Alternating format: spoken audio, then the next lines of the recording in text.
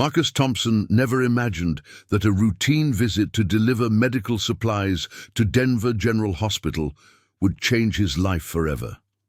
As a 34-year-old single father working as a medical equipment technician, he thought he had enough on his plate raising his 8-year-old son Tyler after his wife's passing 3 years earlier. But sometimes fate has other plans, and sometimes those plans come in the form of 3 tiny babies who need a hero more than they need explanations. Before we jump back in, tell us where you're tuning in from, and if this story touches you, make sure you're subscribed because tomorrow I've saved something extra special for you. The fluorescent lights hummed overhead as Marcus wheeled the cart of oxygen monitors down the sterile hallway of Denver General's pediatric wing. It was Tuesday, March 15th, and he was running his usual delivery route, a job that paid the bills and kept him close to Tyler's school schedule. The familiar antiseptic smell filled his nostrils as he approached the nurse's station, where he'd been making deliveries for the past 2 years. "Hey, Marcus," called out Janet Rodriguez, the head nurse who always greeted him with a warm smile. Today, however, her expression carried something heavier. "You're just in time. We've got a situation that, well, it's heartbreaking." Marcus paused, setting down his clipboard. In his line of work, he'd learned that when hospital staff used words like heartbreaking, it usually meant someone was facing their worst nightmare. "What's going on?" Janet glanced around, then motioned for him to follow her toward a quieter corner near the large windows overlooking the hospital parking lot. The afternoon sun cast long shadows across the linoleum floor as she began explaining in hushed tones. 3 days ago, a young woman, couldn't have been more than 19, came in during labor. Triplets. She was alone, scared, and... Janet's voice trailed off as she searched for the right words. She gave birth to 3 beautiful babies, 2 boys and a girl, healthy, thank God. But Marcus, she disappeared the next morning, just vanished, left behind nothing but a handwritten note. Marcus felt his chest tighten. As a father himself, he couldn't fathom the desperation someone must feel to abandon their children. What did the note say? That she couldn't provide for them, that they deserved better than what she could give. Janet's eyes reflected the weight of too many similar stories. Child services are overwhelmed right now. There's a shortage of foster families willing to take 3 infants, especially triplets. The babies are healthy and ready for discharge, but they have nowhere to go. Marcus finished, understanding the gravity of the situation. "We're not supposed to ask, but Marcus, you've been through the system before with Tyler after Sarah passed. You understand how it works. These babies, they need someone who can handle the responsibility, and frankly, we're running out of options. They can't stay in the hospital indefinitely, and separating triplets is something we really want to avoid." Marcus found himself walking toward the NICU without consciously deciding to do so. Through the glass partition, he could see 3 tiny cribs arranged in a row. 3 babies, so small they seemed almost fragile, each wearing color-coded hospital bracelets, blue, blue, and pink. The sight stopped him in his tracks. "Have you named them?" he asked quietly. The mother left names: Emma, Jake, and Sam. Emma's the little girl. She was born first, actually, which surprised everyone. Jake came next, and Sam was the final arrival. Each one weighs just over 5 pounds, which is actually excellent for triplets. Marcus pressed his palm against the cool glass. Emma was awake, her tiny fist moving near her face. Something stirred in his chest, not pity but recognition. He remembered holding Tyler for the first time after Sarah's emergency C-section, that overwhelming mixture of love and terror that comes with realizing you're responsible for another human being's entire world. What would it involve? He heard himself asking. Janet's eyebrows raised slightly. Marcus, are you seriously considering this? I mean, you're already raising Tyler on your own, working full-time. What would it involve? He repeated, his voice steadier than he felt. Emergency foster certification can be fast-tracked in situations like this. You'd need a home inspection, background checks, though yours are already current from Tyler's adoption paperwork. The state would provide financial assistance, formula, diapers, and medical coverage. But Marcus, we're talking about 3 newborns. Do you understand what that means? Feeding every 2 hours around the clock, diapers change constantly, doctor appointments. And that's just the beginning. Marcus thought about his modest 3-bedroom house in the Stapleton neighborhood.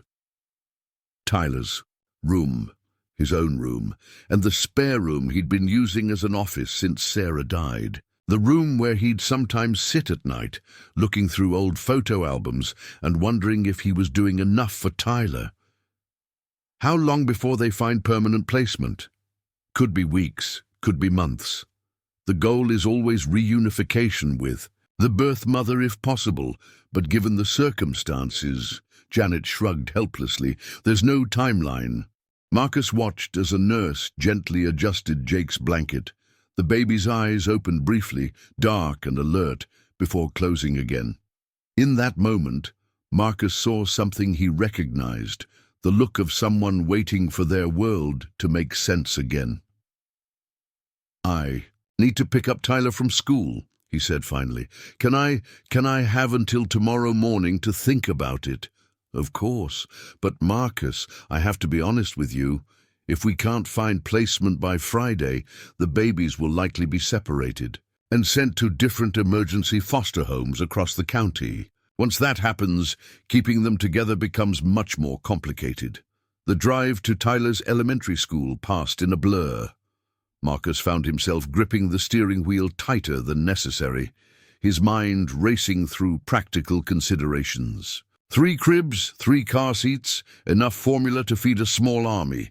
His current salary would stretch, especially with state assistance, but it would be tight, very tight. Tyler bounded out of Lincoln Elementary with his usual enthusiasm, his backpack bouncing against his small frame. At 8 years old, he had his mother's bright green eyes and Marcus's stubborn cowlick that refused to be tamed no matter how much hair gel was applied. "Dad, guess what?" Mrs. Peterson said. "My science project on solar systems might get entered." In the district competition, Tyler buckled his seatbelt with the practiced efficiency of a kid who'd been doing it himself for years. "That's fantastic, buddy. Tell me about it." As Tyler launched into an animated explanation of planetary orbits and gravitational pull, Marcus found himself studying his son's face in the rearview mirror. Tyler had handled his mother's death with remarkable resilience, but Marcus knew the boy still carried the weight of that loss. Would adding 3 babies to their small family help or hurt Tyler's continued healing? "Dad, you're being quiet," Tyler observed as they pulled into their driveway. "Is something wrong at work?" Marcus turned off the engine and considered his words carefully. Tyler was mature for his age, had to be given their circumstances, but he was still a child who deserved honesty without unnecessary burden. "I met some babies today who need help. 3 babies, actually, triplets." Tyler's eyes widened. "Like 3 babies born at the same time. That's so cool. Are they okay?" "They're healthy, but they need somewhere to stay. Their mom can't take care of them right now." "Oh." Tyler's expression grew serious, processing this information with the gravity of someone who understood that sometimes moms and dads couldn't always be there. "Are they scared?" The question hit Marcus unexpectedly hard. "I think they might be, yeah." "We have that extra room," Tyler said matter-of-factly. "The one with all of Mom's art stuff that you never moved." Marcus felt something shift in his chest. Sarah's art supplies were still exactly where she'd left them the day she went to the hospital to have Tyler's appendix removed. The day she'd contracted the infection that ultimately took her life. He'd never been able to bring himself to pack them away. Tyler, having 3 babies in the house, would change everything.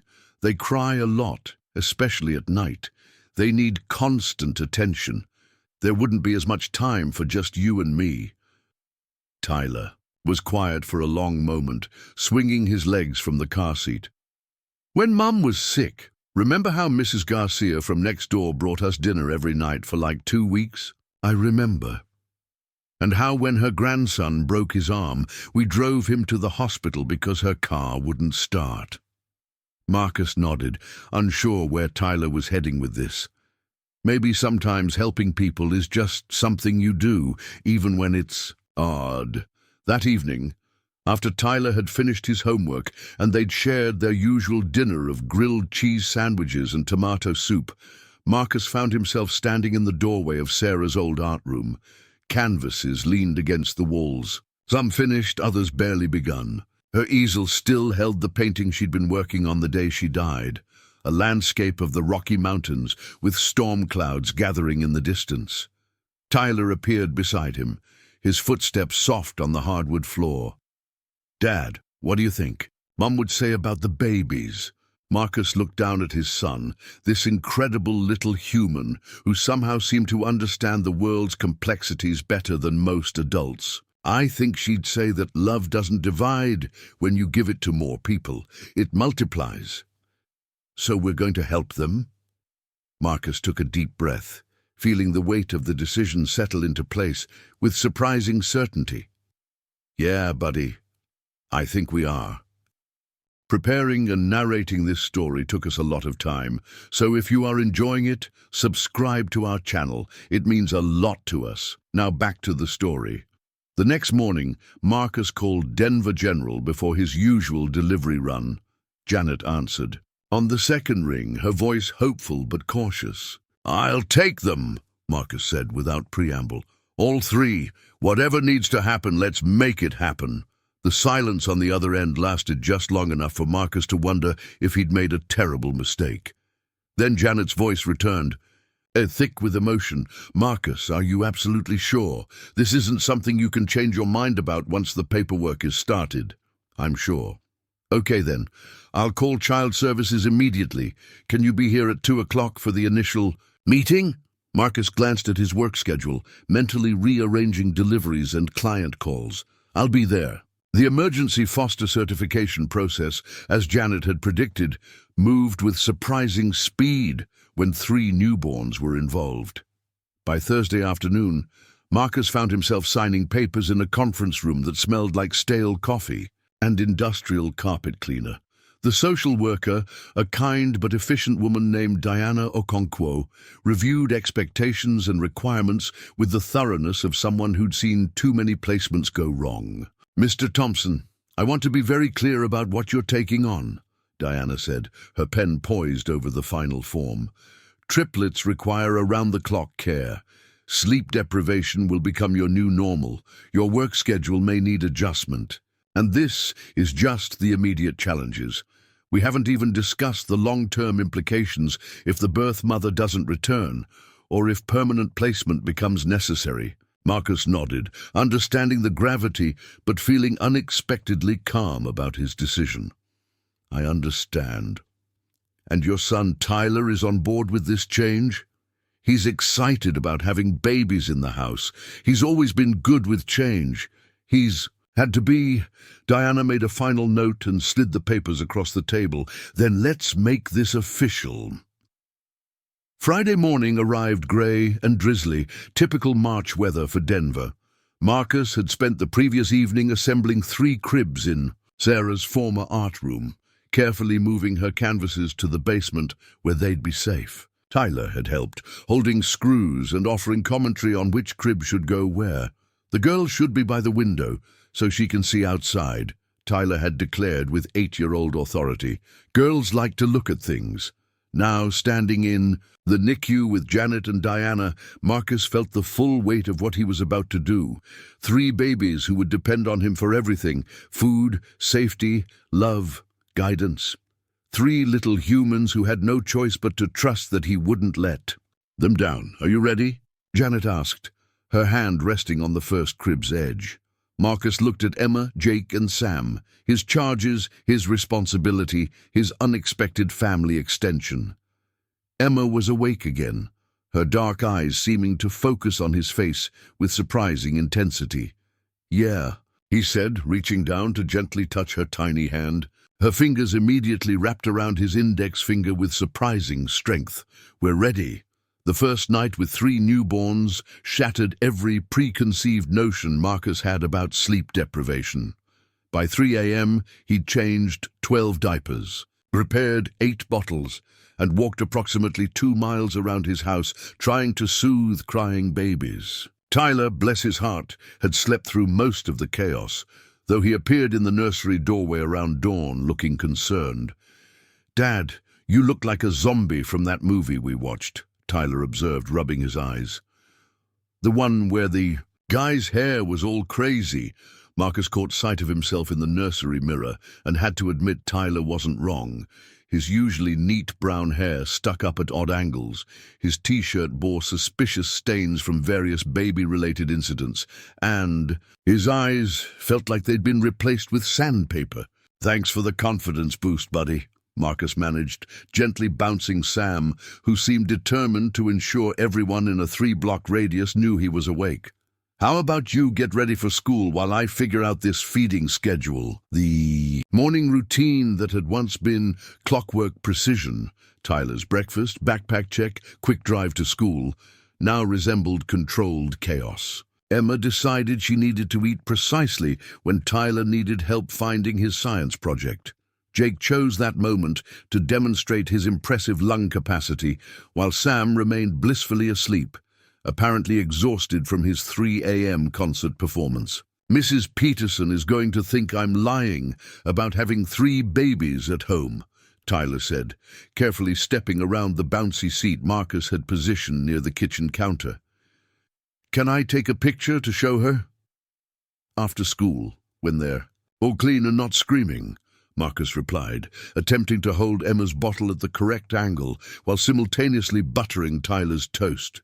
"And Tyler, if you're late today, it's okay. We're all still figuring this out." The school drop-off line proved to be its own adventure. Marcus had invested in a massive SUV the previous weekend, a used Chevy Suburban that could accommodate 3 car seats and all the accompanying baby gear. The process of loading everyone for a simple 5-minute drive took nearly 20 minutes and required the organizational skills of a military operation. "Bye, Dad. Bye, babies," Tyler called out, waving enthusiastically as he jogged toward the school entrance. Several other parents stared openly at Marcus's vehicle, no doubt wondering why he needed a car seat formation that resembled a small daycare. The grocery shopping experience that afternoon redefined the concept of public attention. Marcus had fashioned a system using 2 shopping carts, one for groceries, one converted into a mobile nursery with 3 infant carriers. The setup attracted curious glances, helpful grandmothers, and one particularly determined woman who insisted on recounting her own twin-raising experience in exhaustive detail while blocking the formula aisle. "You're going to need more burp cloths," advised Eleanor Martinez, a grandmother of 7 who had appointed herself Marcus's unofficial consultant. "And those nighttime diapers are worth the extra cost. Trust me. Are they sleeping through the, night yet?" Marcus suppressed a laugh that bordered on hysteria. "They're 5 days old. Oh, honey, you've got months of sleepless nights ahead of you. But it gets easier. Sort of. Eventually." Eleanor's predictions proved accurate. By the end of the 2nd week, Marcus had developed a system that bordered on militarism. Feeding charts covered the refrigerator, color-coded to track each baby's intake and output. Laundry ran continuously, a never-ending cycle of onesies, blankets, and burp cloths. His coffee consumption had tripled, and he'd mastered the art of one-handed everything, eating, typing work emails, and even shaving while holding a baby. Tyler adapted to the chaos with the resilience that continued to amaze Marcus. Rather than feeling displaced, Tyler seemed to thrive on being the big brother helper. He'd mastered the art of bottle preparation, could identify each baby's distinct cry patterns, and had appointed himself head of entertainment, performing elaborate puppet shows using dish towels and kitchen utensils. Emma likes the one where the spoon fights the fork, Tyler reported seriously during breakfast. Jake thinks it's funny when I make the dish towel dance. Sam doesn't really care as long as someone's paying attention to him. Marcus marveled at his son's observations. In just 2 weeks, Tyler had developed distinct relationships with each baby, recognizing their individual personalities emerging despite their young age. Emma indeed seemed more alert and observant, often watching Tyler's performances with wide, focused eyes. Jake was the charmer, flashing what Marcus swore were intentional smiles whenever someone cooed at him. Sam was the sensitive one, requiring more soothing and seeming to prefer being held close rather than lying in his crib. Work presented its own set of challenges. Marcus's supervisor, Robert Chen, had been understanding about the sudden life change, allowing Marcus to adjust his schedule and occasionally work from home. However, coordinating client calls around feeding times required creativity that would impress any project manager. "Marcus, are you sure you can handle the Henderson medical account with everything going on at home?" Robert asked during their weekly check-in, concern evident in his voice. "It's a big contract and they're particular about timing." "I can handle it," Marcus assured him, though privately he wondered if confidence and reality were having a disagreement. "I've got systems in place." Those systems were tested that very afternoon when Henderson Medical's procurement director called during what Marcus had optimistically labeled nap time.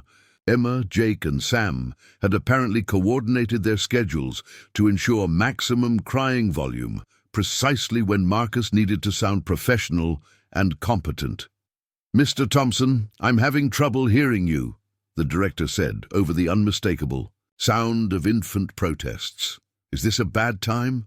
"Just a moment," Marcus replied, attempting to activate what Tyler called Dad's magic bouncing walk, a specific combination of swaying, bouncing, and humming that sometimes achieved temporary quiet. "Sorry about that. Now, regarding the oxygen monitor specifications." The call proceeded with Marcus providing detailed technical information while simultaneously changing Sam's diaper, preparing a bottle for Jake, and preventing Emma from conducting her own scientific experiment with the contents of her previous feeding. By the end of the conversation, he'd secured the contract and felt like he'd completed an Olympic event. Tyler's spring break arrived like a gift from the universe. Having his son home meant an extra pair of hands, eyes, and surprisingly practical suggestions for managing baby care logistics. "Dad, you're doing too much walking around at night," Tyler observed after watching Marcus's 2 a.m. routine. "Why don't you set up one of those folding tables next to the cribs with everything you need? Then you don't have to go to the kitchen for bottles." The suggestion was brilliant in its simplicity. Marcus established a nighttime station complete with pre-made bottles, diapers, wipes, and clean clothes. The efficiency improvement was immediate and dramatic, cutting his midnight response time in half. "Where did you learn to be so practical?" Marcus asked, genuinely curious about his son's problem-solving abilities. "Mom used to say that hard jobs get easier when you think about them like puzzles," Tyler replied matter-of-factly. "You just have to figure out which pieces fit where." Sarah's wisdom, filtered through their 8-year-old son, continued to guide their household in unexpected ways. Marcus found himself incorporating more of her approaches, her patience when nothing seemed to work, her ability to find humor in chaos, and her belief that love could expand to accommodate any challenge. The baby's first pediatric appointment required coordination that would challenge a small army. Dr. Patricia Novak, a pediatrician recommended by the hospital, maintained an office in the Cherry Creek area that buzzed with the controlled energy of a practice accustomed to multiples. "Triple Thompson appointment," Marcus announced to the receptionist, who glanced at his trio of carriers with practiced efficiency. "Room 3 is ready for you. Dr. Novak specializes in multiples, so don't worry. She's seen everything." Dr. Novak proved to be a godsend.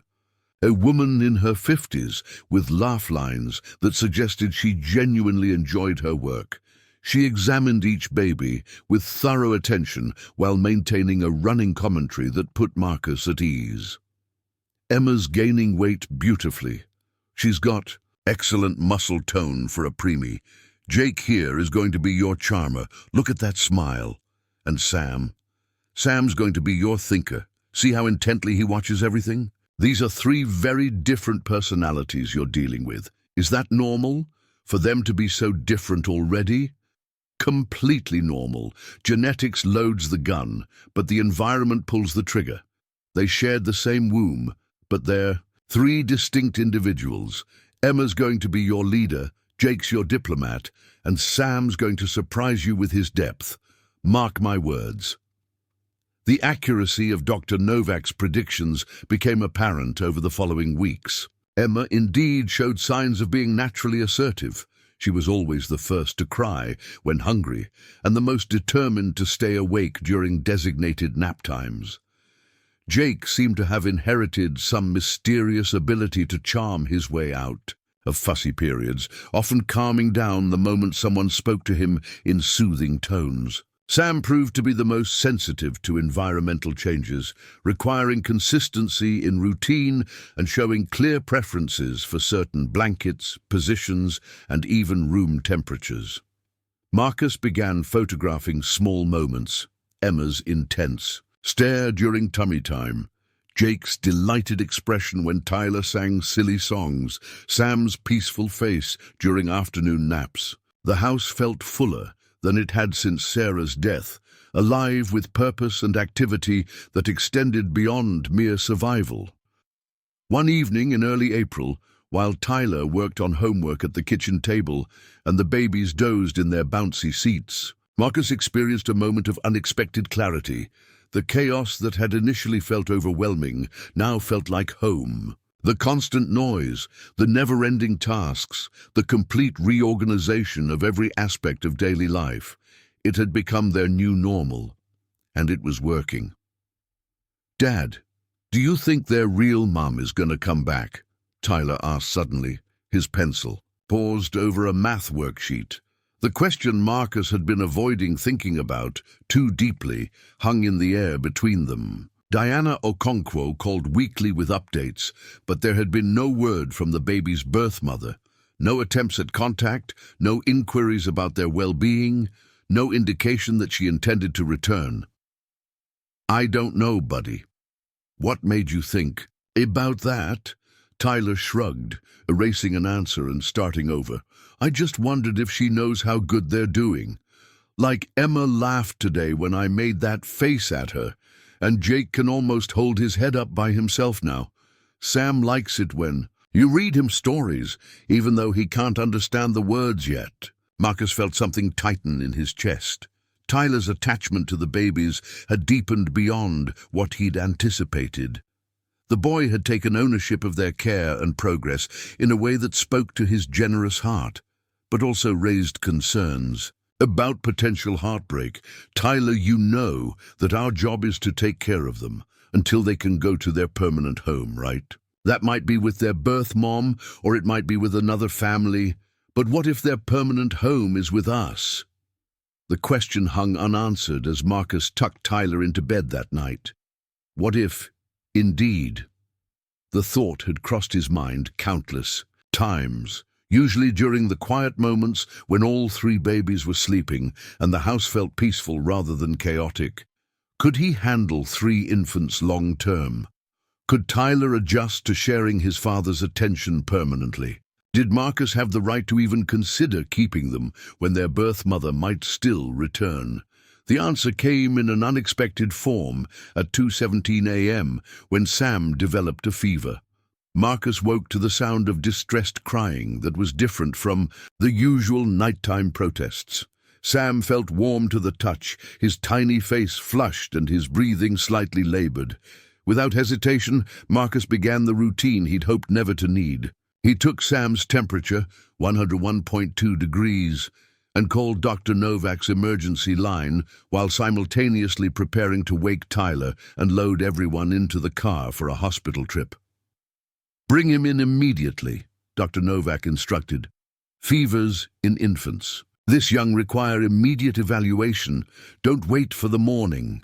The drive to the emergency room at Denver General, the same hospital where the babies were born, passed in a blur of worry and practical logistics. Tyler, roused from sleep and dressed quickly, held Emma and Jake in the back seat while Marcus focused on getting to the hospital safely with a sick baby. "Is Sam going to be okay?" Tyler asked quietly as they navigated the late-night streets. "He's going to be fine," Marcus replied with more confidence than he felt. "Babies get fevers sometimes. The doctors know how to fix it." In the emergency room, watching Dr. Novak examine Sam with gentle efficiency while Emma and Jake dozed in their carriers, Marcus realized something had shifted permanently. This wasn't a temporary caregiver anymore. This was parenting. This was love that had grown beyond duty or circumstance into something deeper and more permanent. Sam's fever broke by morning, a simple viral infection that required monitoring but no serious intervention. As they drove home through Denver's early morning traffic, Marcus caught Tyler's reflection in the rearview mirror. His son was gently stroking Sam's hand, whispering reassurances to a baby who couldn't understand the words but seemed comforted by the attention. "Dad," Tyler said as they pulled into their driveway, "I think we're their permanent home now, whether the papers say so or not." Marcus turned off the engine and looked at his expanded family, his biological son, and 3 babies who had somehow become his own through circumstance, choice, and love that had grown beyond any legal definition. "Yeah, buddy, I think you might be right."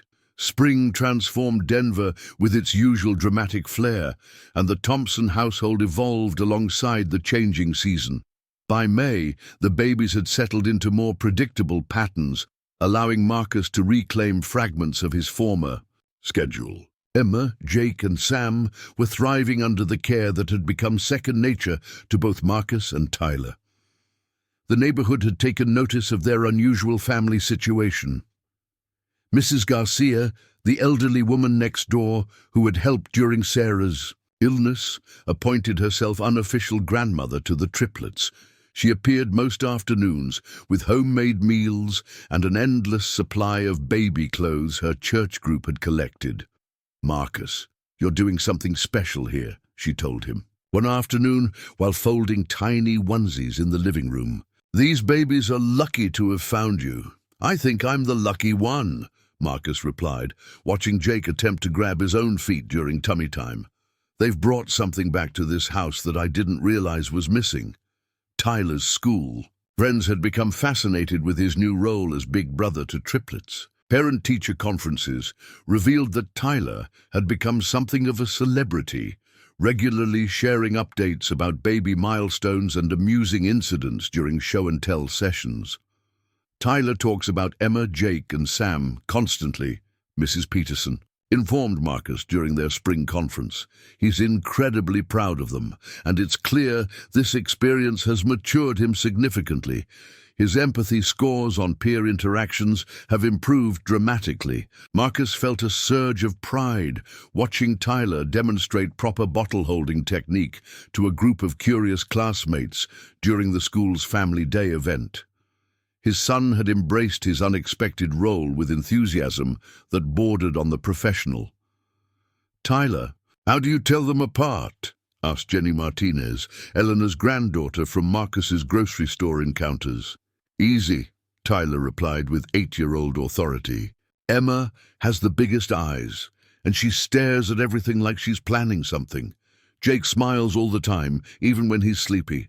And Sam has this little wrinkle between his eyebrows when he's thinking really hard about stuff." The accuracy of Tyler's observations never ceased to amaze Marcus. Each baby had indeed developed distinct characteristics that went far beyond physical differences. Emma showed early signs of determination that Dr. Novak predicted would serve her well throughout life. During feeding times, she latched onto bottles with focused intensity, and she'd mastered rolling from back to front weeks before her brothers attempted the maneuver. Jake's social nature manifested in his responsiveness to voices and faces. He reserved his brightest smiles for Tyler's after-school arrival and seemed genuinely delighted by attention from strangers during errands. At the grocery store, Jake's charming expressions had earned him admiring glances from fellow shoppers and free organic baby food samples from the health food section manager. Sam's contemplative nature revealed itself in quiet moments. He studied, faces with intense concentration, as if memorizing details for future reference. During story time, Sam would lie perfectly still, appearing to absorb every word despite his inability to understand language. Marcus found himself drawn to these peaceful interactions, reading everything from classic children's books to technical manuals just to watch Sam's focused attention. Work dynamics shifted as Marcus proved his ability to manage both professional responsibilities and childcare demands. The Henderson medical contract had expanded into additional accounts, largely due to Marcus's reputation for reliable service and problem-solving abilities that had been sharpened by months of managing competing baby schedules. Thompson, I've got 3 more hospitals requesting quotes for equipment maintenance, Robert Chen announced during their monthly meeting. Your efficiency ratings have actually improved since you took on the foster situation. Whatever system you've developed at home is translating into better work performance. Marcus smiled, thinking about the color-coded schedules and military precision timing that governed his household. When you're managing 3 babies, everything else starts to seem manageable by comparison. The financial aspects of raising triplets had stabilized into a workable routine. State assistance covered medical expenses and provided monthly stipends for basic needs, while Marcus's expanded client base generated additional income that accommodated the substantial increase in household expenses. His budget spreadsheets now included categories he'd never imagined needing: infant formula by the case, diapers in industrial quantities, and a separate line item for baby-proofing supplies as the triplets approached mobile age. Diana Okonkwo's monthly visits had evolved from formal check-ins to friendly consultations. The social worker's initial concerns about Marcus's ability to handle 3 infants had transformed into professional admiration for the stability he'd created.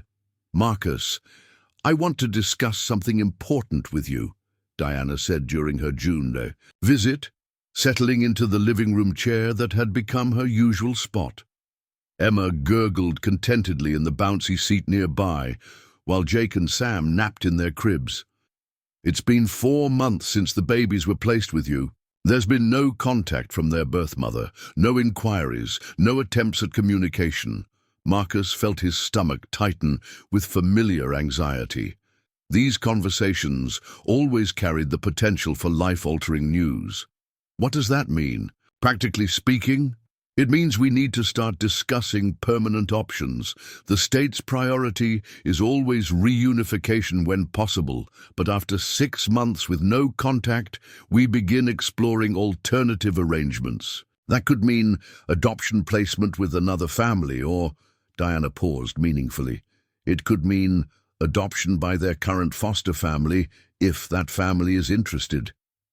The words hung in the air like a challenge and an invitation simultaneously. Marcus had been avoiding this conversation in his own mind for weeks, afraid to hope for something that might not be possible, and equally afraid to admit how desperately he wanted it to be possible. What would that process involve? Background: checks you've already completed, home studies that have already been conducted, financial evaluations that show you're providing excellent care within budget parameters. Honestly, Marcus, you've been functioning as their parent for months. The legal recognition would simply formalize what's already occurring. That evening, Marcus found himself in the backyard while Tyler played with the babies on a blanket spread. Across the grass, the late spring air carried the scent of Mrs. Garcia's rose garden and the distant sounds of neighborhood children playing. This peaceful domestic scene felt like something from a life he'd never dared to imagine. "Dad, come see this!" Tyler called excitedly. "Emma's trying to grab Sam's foot, and Jake keeps laughing every time she moves." Marcus joined them on the blanket, settling cross-legged as Emma demonstrated her newfound coordination by successfully grasping Sam's ankle. Sam appeared philosophically resigned to his sister's exploration, while Jake provided enthusiastic commentary in the form of delighted squeals. "Tyler, what would you think if Emma, Jake, and Sam became our family permanently?" Marcus asked carefully. Tyler's face lit up with an expression of pure joy. "You mean like adoption? They'd be my real brother and sister." "They'd be your real siblings regardless of paperwork," Marcus clarified. "But yes, adoption would make it official. It would mean they'd stay with us forever, no matter what." "Yes." Tyler's enthusiasm was immediate and wholehearted. "Dad, yes. Can we do that? Can we really keep them?" Looking at Tyler's excitement and the three babies who had transformed their quiet household into something vibrant and complete, Marcus felt the last of his reservations dissolve. This wasn't about taking on responsibility anymore. This was about acknowledging love that had already taken root and grown beyond any legal definitions. "I think we can, buddy. I think we really can." The adoption process, as Diana had predicted, proceeded with surprising efficiency given Marcus's established foster care record. The required classes were familiar territory. The home evaluations confirmed what was already documented, and the financial assessments showed a household operating within appropriate parameters despite the substantial increase in family size. Tyler threw himself into adoption preparation with the enthusiasm he brought to all important projects. He researched sibling responsibilities, created welcome signs for each baby's crib, and appointed himself family photographer, documenting daily milestones with the dedication of a professional archivist. "We need to make sure they know their story," Tyler announced one evening while organizing printed photos into carefully labeled albums. "Like how Dad found them at the hospital, and how we made the room ready, and all the funny things they did when they were tiny." Marcus watched his son arrange pictures chronologically, narrating each image as if he were creating a family documentary. The photos told the story of their unconventional beginning, Marcus's exhausted but determined face during those first sleepless nights, Tyler's proud expression while demonstrating bottle-feeding techniques, the baby's gradual development, from fragile newborns to robust, personality-filled infants. Summer brought new challenges as the babies became increasingly active and aware of their environment. Emma mastered sitting up independently and used her newfound perspective to supervise household activities with the intensity of a quality control manager. Jake discovered the joy of dropping toys from his high chair and observing the resulting sounds, conducting what appeared to be elaborate acoustic experiments throughout each meal. Sam developed a fascination with textures, methodically exploring every surface within reach with scientific thoroughness. The house required constant vigilance as three mobile babies discovered the endless entertainment possibilities offered by electrical outlets, cabinet doors, and anything smaller than a golf ball that could potentially become a choking hazard. Marcus invested in enough baby gates to construct a small fortress and developed reflexes that would impress any professional athlete. "Dad, I think we need a bigger house," Tyler observed after watching Marcus navigate the obstacle course their living room had become. "Or maybe we could just put them in those hamster balls so they can roll around safely." The comment sparked a conversation about future planning that Marcus had been postponing. Their current house, perfect for a father and son, felt increasingly cramped with three active babies and the enormous quantity of equipment their care required. The basement had been converted into a storage facility for bulk purchases of baby supplies, while the living room resembled a well-organized nursery more than adult living space. Real estate websites became Marcus's evening entertainment as he researched larger homes within reasonable commuting distance of Tyler's school and his work territory. The financial implications were significant but manageable, especially with his expanded client base and the adoption assistance programs available for families adopting multiples. "Look at this one." Marcus showed Tyler a listing for a 4-bedroom house in the Highlands neighborhood. "It has a big backyard and a playroom that could be perfect for when they get older." Tyler studied the photos with the seriousness of a professional home inspector. "Does it have good soundproofing? Because when they all cry at the same time, it's pretty loud." August brought the final adoption hearing, scheduled for a Tuesday morning at the Denver Family Court. Marcus dressed in his best suit, while Tyler wore the button-down shirt and tie he'd selected specifically for the occasion. The babies were outfitted in matching outfits that Mrs. Garcia had sewn specially for their family day, as Tyler had dubbed the court proceeding.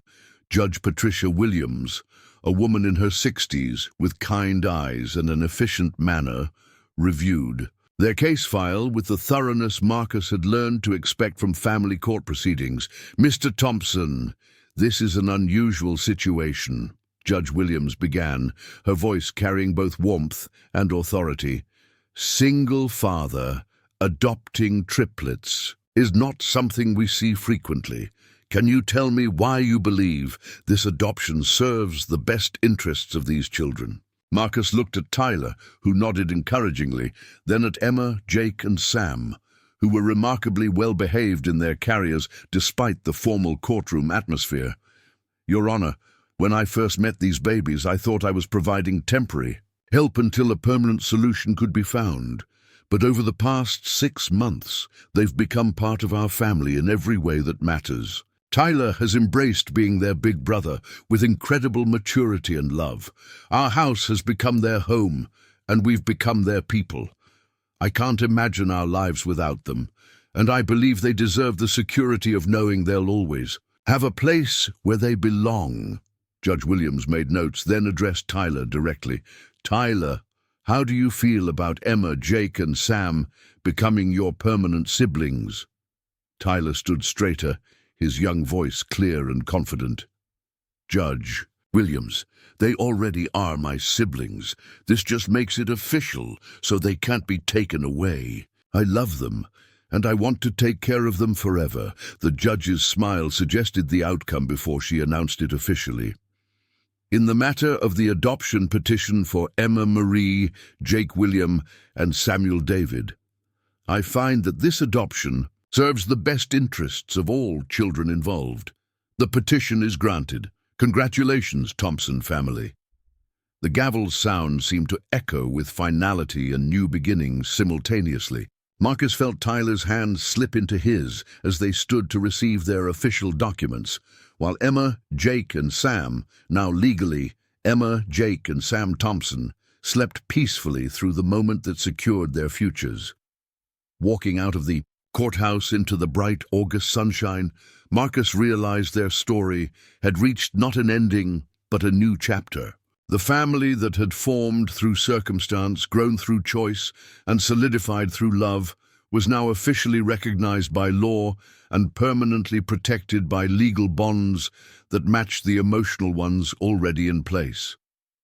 "Dad," Tyler said, as they loaded the babies into their car seats, "can we go get ice cream to celebrate? I think Emma, Jake, and Sam would want us to celebrate their adoption day properly." Marcus looked at his 4 children, his son, who had embraced an impossible situation with grace and wisdom, and his 3 babies, who had transformed his understanding of family, love, and possibility. "I think that's exactly what we should do," he replied, starting the engine of their trusty Suburban. "Ice cream for everyone who can eat it, and extra pictures for the family album." As they drove through Denver toward their favorite ice cream shop, Marcus caught sight of his expanded family in the rearview mirror and felt the deep satisfaction of a man whose life had turned out far better than he'd ever dared to hope. Fall arrived with the crisp promise of new beginnings, and the Thompson family settled into their expanded home in the Highlands neighborhood. The 4-bedroom house Marcus had purchased in September provided the space their growing family desperately needed, complete with a dedicated playroom, larger backyard, and most importantly, soundproofed walls that contained the joyful chaos of 3 increasingly vocal toddlers. Tyler had adjusted to his new school, Washington Elementary, with characteristic adaptability, though he missed Mrs. Peterson's familiar classroom. His new teacher, Mr. Rodriguez, quickly learned that Tyler's unique family situation made him something of an expert on child development and logistics management.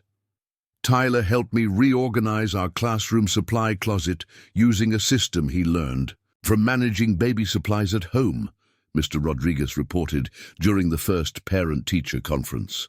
His organizational skills are remarkable for a 9-year-old, and his patience with younger students is extraordinary. The babies, now officially toddlers at 15 months, had developed into distinct individuals whose personalities filled every corner of their new home.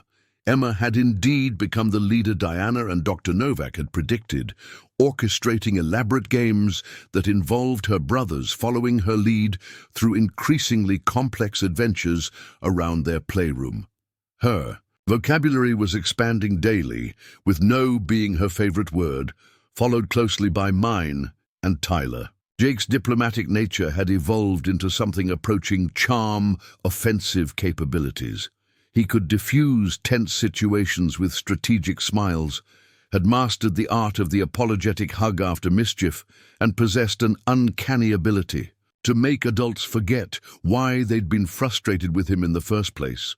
His favorite phrases included "Sorry, Daddy," delivered with devastating effectiveness, and "Tyler, help," which never failed to summon his devoted big brother. Sam's contemplative tendencies had developed into what Marcus privately called the professor syndrome. Sam approached new experiences with scientific methodology, carefully observing before participating, testing cause and effect relationships with systematic precision, and demonstrating problem-solving skills that occasionally unnerved the adults. In his life, his quiet nature belied a sharp intelligence that manifested in his ability to figure out child-proof locks, operate electronic devices through observation, and communicate complex needs with minimal vocabulary. The first major challenge of their new chapter arrived unexpectedly on a Tuesday morning in October. Marcus was preparing breakfast while Tyler got ready for school, and the triplets engaged in their morning routine of testing the durability of everything within reach. The doorbell rang at precisely 7:30 a.m., an unusual time for visitors that immediately put Marcus on alert. Standing on his front porch was a young woman who looked vaguely familiar, though Marcus couldn't immediately place her. She appeared to be in her early 20s, with dark hair pulled back in a ponytail and an expression that combined nervousness with determination. "Are you Marcus Thompson?" she asked, her voice barely above a whisper. "Yes. Can I help you?" "My name is Sophia Martinez. I think you're taking care of my children." The words hit Marcus like a physical blow. He'd known this moment was a possibility, had prepared for it intellectually, but nothing could have readied him for the reality of standing face to face with the woman who had given birth to Emma, Jake, and Sam. "Would you like to come in?" Marcus managed, stepping aside despite every instinct screaming at him to protect his family from this disruption. Sophia entered hesitantly, her eyes immediately drawn to the sounds of laughter coming from the kitchen where Tyler was apparently conducting a breakfast entertainment program for his siblings. The sight of the three toddlers in their high chairs, faces messy with oatmeal, and attention focused on Tyler's animated storytelling, caused Sophia to stop abruptly. "They're so big," she whispered, tears starting to form in her eyes. "And happy. They look so happy." Marcus felt his protective instincts warring with compassion for this young woman who was clearly struggling with emotions he couldn't begin to imagine. "Would you like some coffee? We should probably sit down and talk." Tyler appeared in the doorway, alerted by the unfamiliar voice.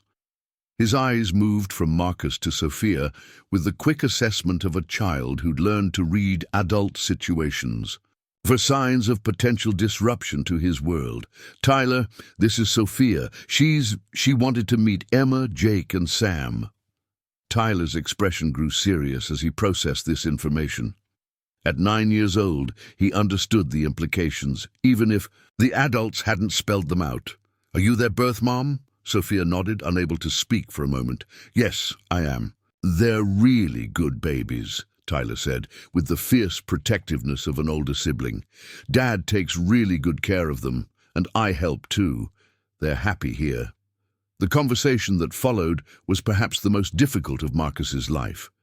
Sophia explained her circumstances with halting words and frequent pauses. She'd been 18 when she became pregnant, living in a homeless shelter with no family support and no resources to care for one child, let alone 3. The decision to leave them at the hospital had been the hardest thing she'd ever done, but she believed it was their only chance for a better life. "I've been getting help," she said, her hands wrapped around the coffee mug Marcus had provided. "I found a program for young mothers, got my GED, started working at a daycare center. I have an apartment now and I've been saving money. I kept thinking about them every day, wondering if they were okay, if they were together, if someone was loving them the way they deserved." Marcus listened with growing dread and grudging admiration. This young woman had clearly worked hard to turn her life around, and her love for the children was evident in every word she spoke. "How did you find us?" Marcus asked. "It took months of phone calls and paperwork. The social services department finally gave me your contact information last week. They said you'd adopted them, that they were your legal children now, but they thought I should have the chance to see that they were okay." From the kitchen came the sound of Emma's delighted laughter as Jake apparently attempted to share his breakfast with Sam, followed by Tyler's patient voice explaining why oatmeal belonged in bowls rather than on the floor. The domestic harmony of the scene felt fragile in the face of this unexpected complication. "What are you hoping for?" Marcus asked gently. "What did you come here to accomplish?" Sophia was quiet for a long moment, watching the doorway where glimpses of the children could be seen. "I don't know," she admitted. "I just needed to see them, to know they were really okay, that leaving them was the right choice. I've been carrying so much guilt." "They're more than okay," Marcus said firmly. "They're thriving, they're loved, they're healthy, they have a big brother who adores them, and they have a home where they'll always belong. You made an incredibly difficult decision, but it was the right one." Sophia's tears began flowing freely. Would it be possible to see them? Just for a few minutes? I know I don't have any rights anymore, and I'm not trying to disrupt their lives. I just need to see for myself that they're happy." Marcus felt torn between protecting his children from potential emotional disruption and recognizing that this young woman deserved some peace after the sacrifice she'd made. After a moment's consideration, he nodded. "They don't know you, so you'll be a stranger to them," he warned. "But yes, you can meet them." The introduction was carefully orchestrated, with Tyler helping to explain to the triplets that they had a special visitor. Emma approached the situation with her usual bold curiosity, walking directly up to Sophia and offering her a toy truck with generous toddler hospitality. Jake hung back initially, studying this new person with his characteristic assessment of social dynamics before deciding she passed inspection and gracing her with one of his charming smiles. Sam observed from a safe distance, absorbing details with his typical methodical attention. "They're beautiful," Sophia whispered, kneeling to Emma's level as the little girl chattered in her developing vocabulary. "And so smart. Look how they interact with each other." Marcus watched Sophia's face as she observed the children she'd given birth to, but never really known. Her expression mixed joy at seeing them healthy and thriving, with obvious grief for the relationship she'd never been able to have with them. After 30 minutes of gentle interaction, Sophia stood and wiped her eyes. "I should go. I don't want to confuse them or disrupt their routine." "Sophia," Marcus said as she prepared to leave, "what you did, leaving them so they could have a better life, that was an act of incredible love. They're going to grow up knowing they were wanted and cherished from the very beginning. That includes being wanted by you." At the front door, Sophia turned back one more time. "Will you tell them about me someday, when they're older and can understand?" "Of course, they'll know their story, including the part about their brave birth mother who made sure they found their way to a family who could give them everything they needed."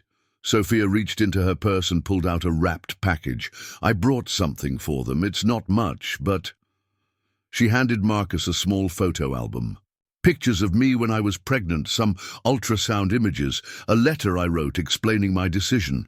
I thought maybe someday they might want to know." After Sophia left, Marcus sat in his living room holding the photo album while Tyler helped the triplets with their afternoon snack. The package felt heavy with the weight of a young mother's love and sacrifice, tangible proof of the difficult choice that had brought these children into his life. "Dad, are you okay?" Tyler asked, settling beside him on the couch while the babies played with blocks nearby. "I'm processing," Marcus replied honestly. "That was harder than I expected." She seemed nice and really sad. She was both of those things. Tyler was quiet for a moment, watching Emma stack blocks with architectural ambition, while Jake and Sam provided commentary and occasional assistance. "Dad, do you think she wants them back?" It was the question Marcus had been afraid to ask himself. "I don't think so, buddy. I think she wanted to make sure she made the right choice by giving them to us. And I think seeing how happy they are here helped her feel better about that choice." Sam had discovered the fascinating properties of snowflake collection, carefully catching individual flakes on his mittened hand and studying them with the intensity of a research scientist. His methodical approach to understanding this new phenomenon impressed Marcus with its thoroughness. "Sam, come help us finish the snowman," Tyler encouraged, but Sam remained focused on his individual research project, apparently documenting important data about snow formation that only he understood. The morning's adventure culminated in a snowman that bore little resemblance to traditional winter sculptures, but perfectly represented their family's collaborative approach to problem-solving. Emma had insisted on using a carrot for the nose, though she'd eaten half of it during the construction process. Jake had contributed stones for buttons, though they were arranged in no particular pattern. Sam had provided what appeared to be a scientific assessment of structural stability, nodding approvingly at the final result.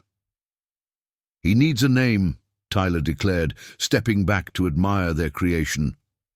"Frosty," Emma announced with the confidence of someone who understood the cultural significance of snowman nomenclature. "No, Bob," Jake countered, apparently drawing from his own mysterious naming conventions.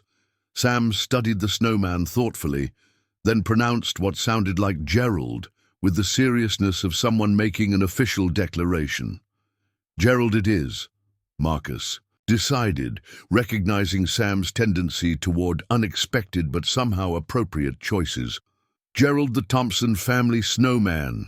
That afternoon, while the triplets napped and Tyler worked on a school project about Colorado wildlife, Marcus received a phone call that would add another unexpected chapter to their family story.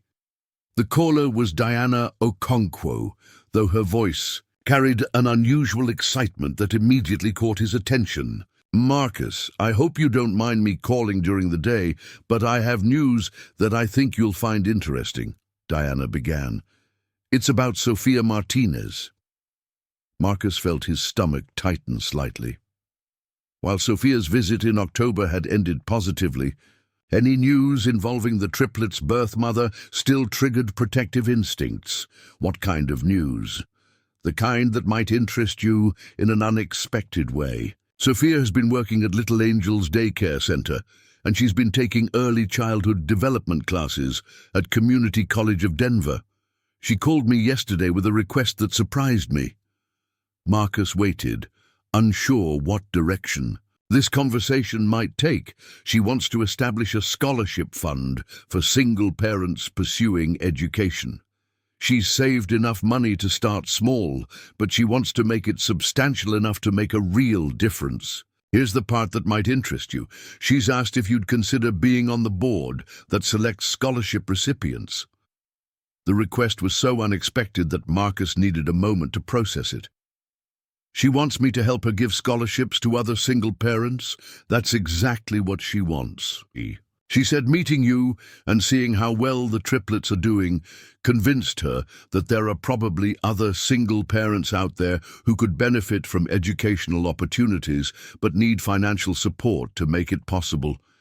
She thinks your perspective as someone who's successfully managing single parenthood while working full-time would be invaluable.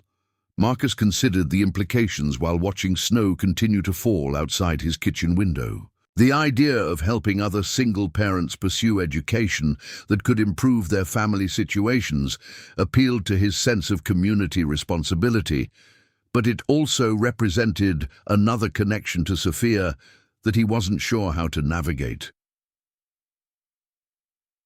What would my involvement look like practically?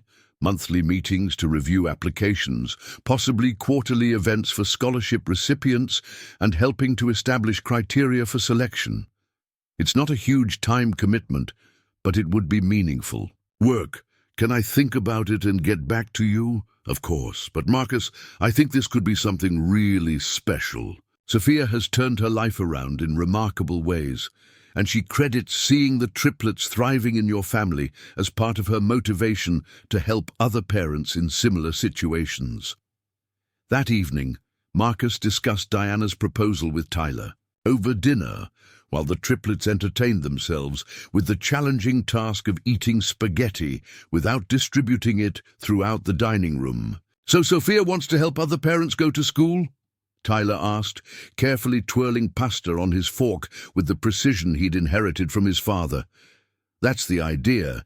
She thinks there are other single mums and dads who could make better lives for their families if they had help with education costs." Tyler considered this while Emma demonstrated her theory that spaghetti sauce made excellent face paint, and Jake attempted to feed his dinner to the cat who had learned to avoid the dining room during mealtimes. "I think you should do it," Tyler said finally. "You're really good at helping people figure out how to make things work, and maybe you could help families stay together instead of having to give up their kids like Sofia did." The wisdom in Tyler's observation struck Marcus as both astute and compassionate. The boy understood intuitively that preventing family separation was preferable to managing its aftermath, no matter how positive the eventual outcomes might be. "You think I have time for something like that?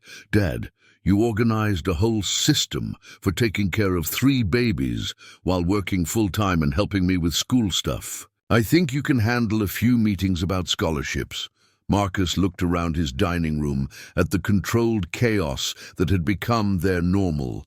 Emma painting herself with marinara sauce, Jake conducting a scientific experiment with pasta, physics, Sam methodically eating his dinner while observing his siblings' more creative approaches to nutrition. This was the life he'd built through circumstances he'd never anticipated, and it had become something beautiful in its imperfection. "You know what? I think you're right."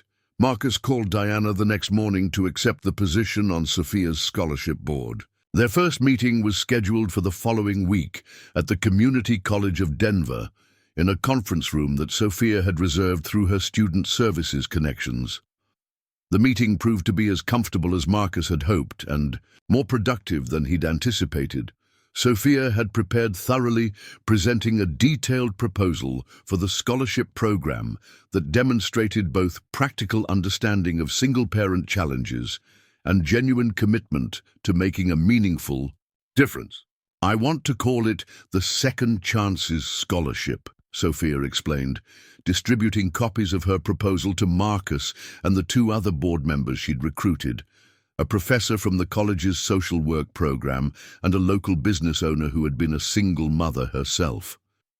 The focus would be on parents who are working toward degrees or certifications that would improve their ability to support their families, childcare assistance, tuition support, and maybe even some help with living expenses during the most challenging semesters. Marcus reviewed the financial projections and selection criteria Sophia had outlined. Her research was thorough, her budget realistic, and her understanding of single-parent challenges reflected hard-won personal experience. "This is impressive work, Sophia. How many students do you think we could help in the first year?" "Maybe 6 to 8, depending on their individual needs. I know it's not huge, but it's a start. And I'm hoping that if we can demonstrate success, we might attract additional donors who want to expand the program." The business owner, Janet Kim, nodded approvingly. "Starting small and building credibly is smart. I'd rather help 6 people successfully than spread resources too thin and not make a real difference for anyone." Over the following months, the Second Chances Scholarship Program took shape with surprising momentum. Sophia's story, young mother who had made difficult choices and rebuilt her life through education and determination, resonated with potential donors.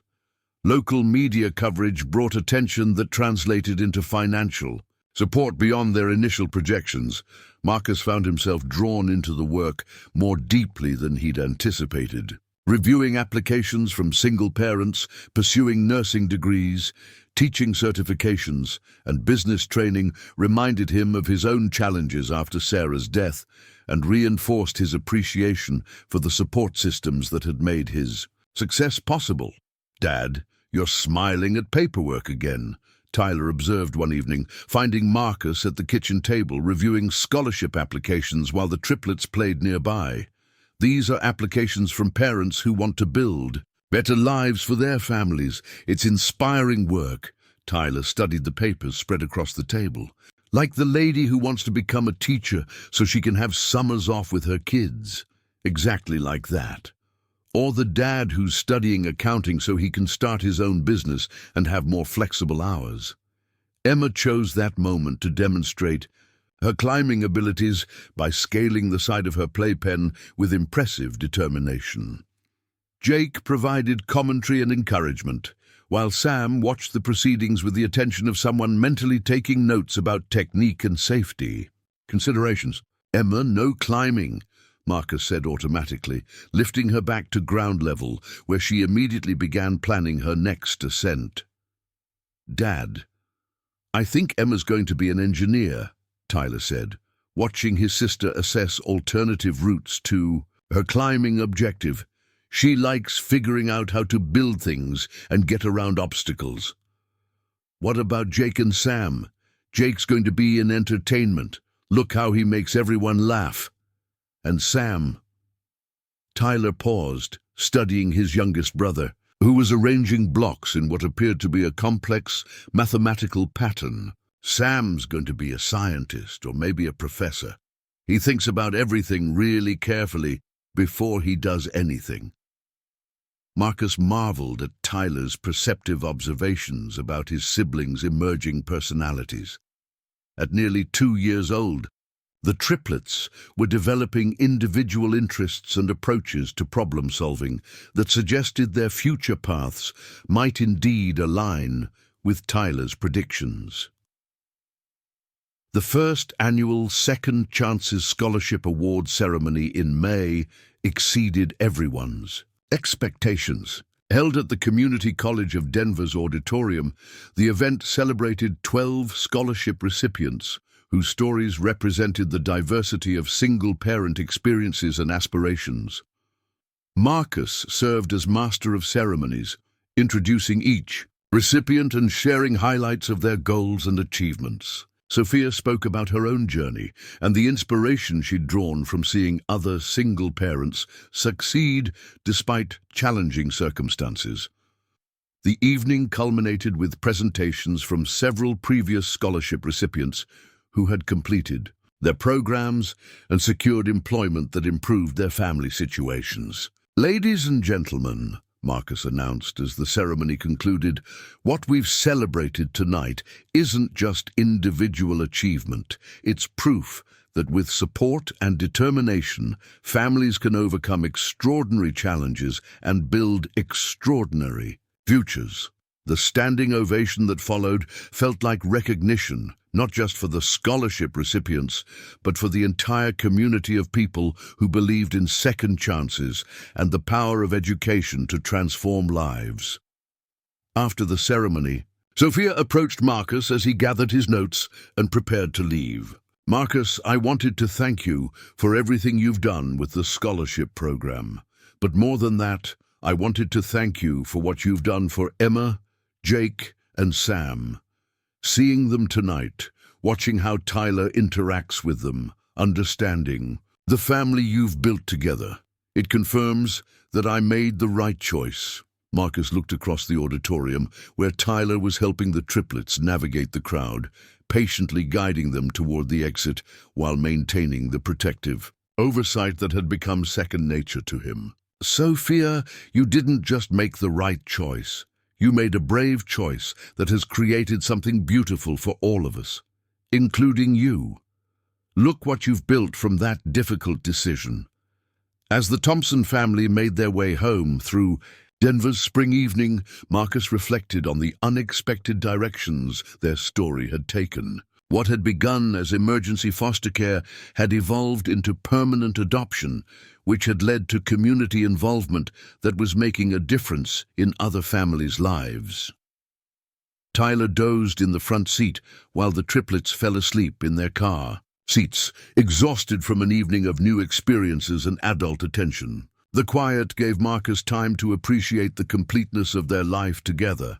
Not perfect, never simple, but rich with purpose and love that continued to grow in directions he'd never anticipated. "Dad?" Tyler's sleepy voice broke the comfortable silence. "Yeah, buddy?" "I think Mom would be proud of our family." Marcus felt the familiar tightness in his chest that came whenever Tyler mentioned Sarah, but it was accompanied by warmth rather than sadness. "I think you're absolutely right." As they pulled into their driveway, Marcus looked at his house, their house, and saw not just the place where they lived, but the foundation for a future that continued to surprise him with its possibilities. The family that had started with unexpected circumstances had become something that exceeded his wildest dreams about what family could be. Summer arrived with the promise of new adventures, and the Thompson family embraced the season with plans that would have seemed impossible.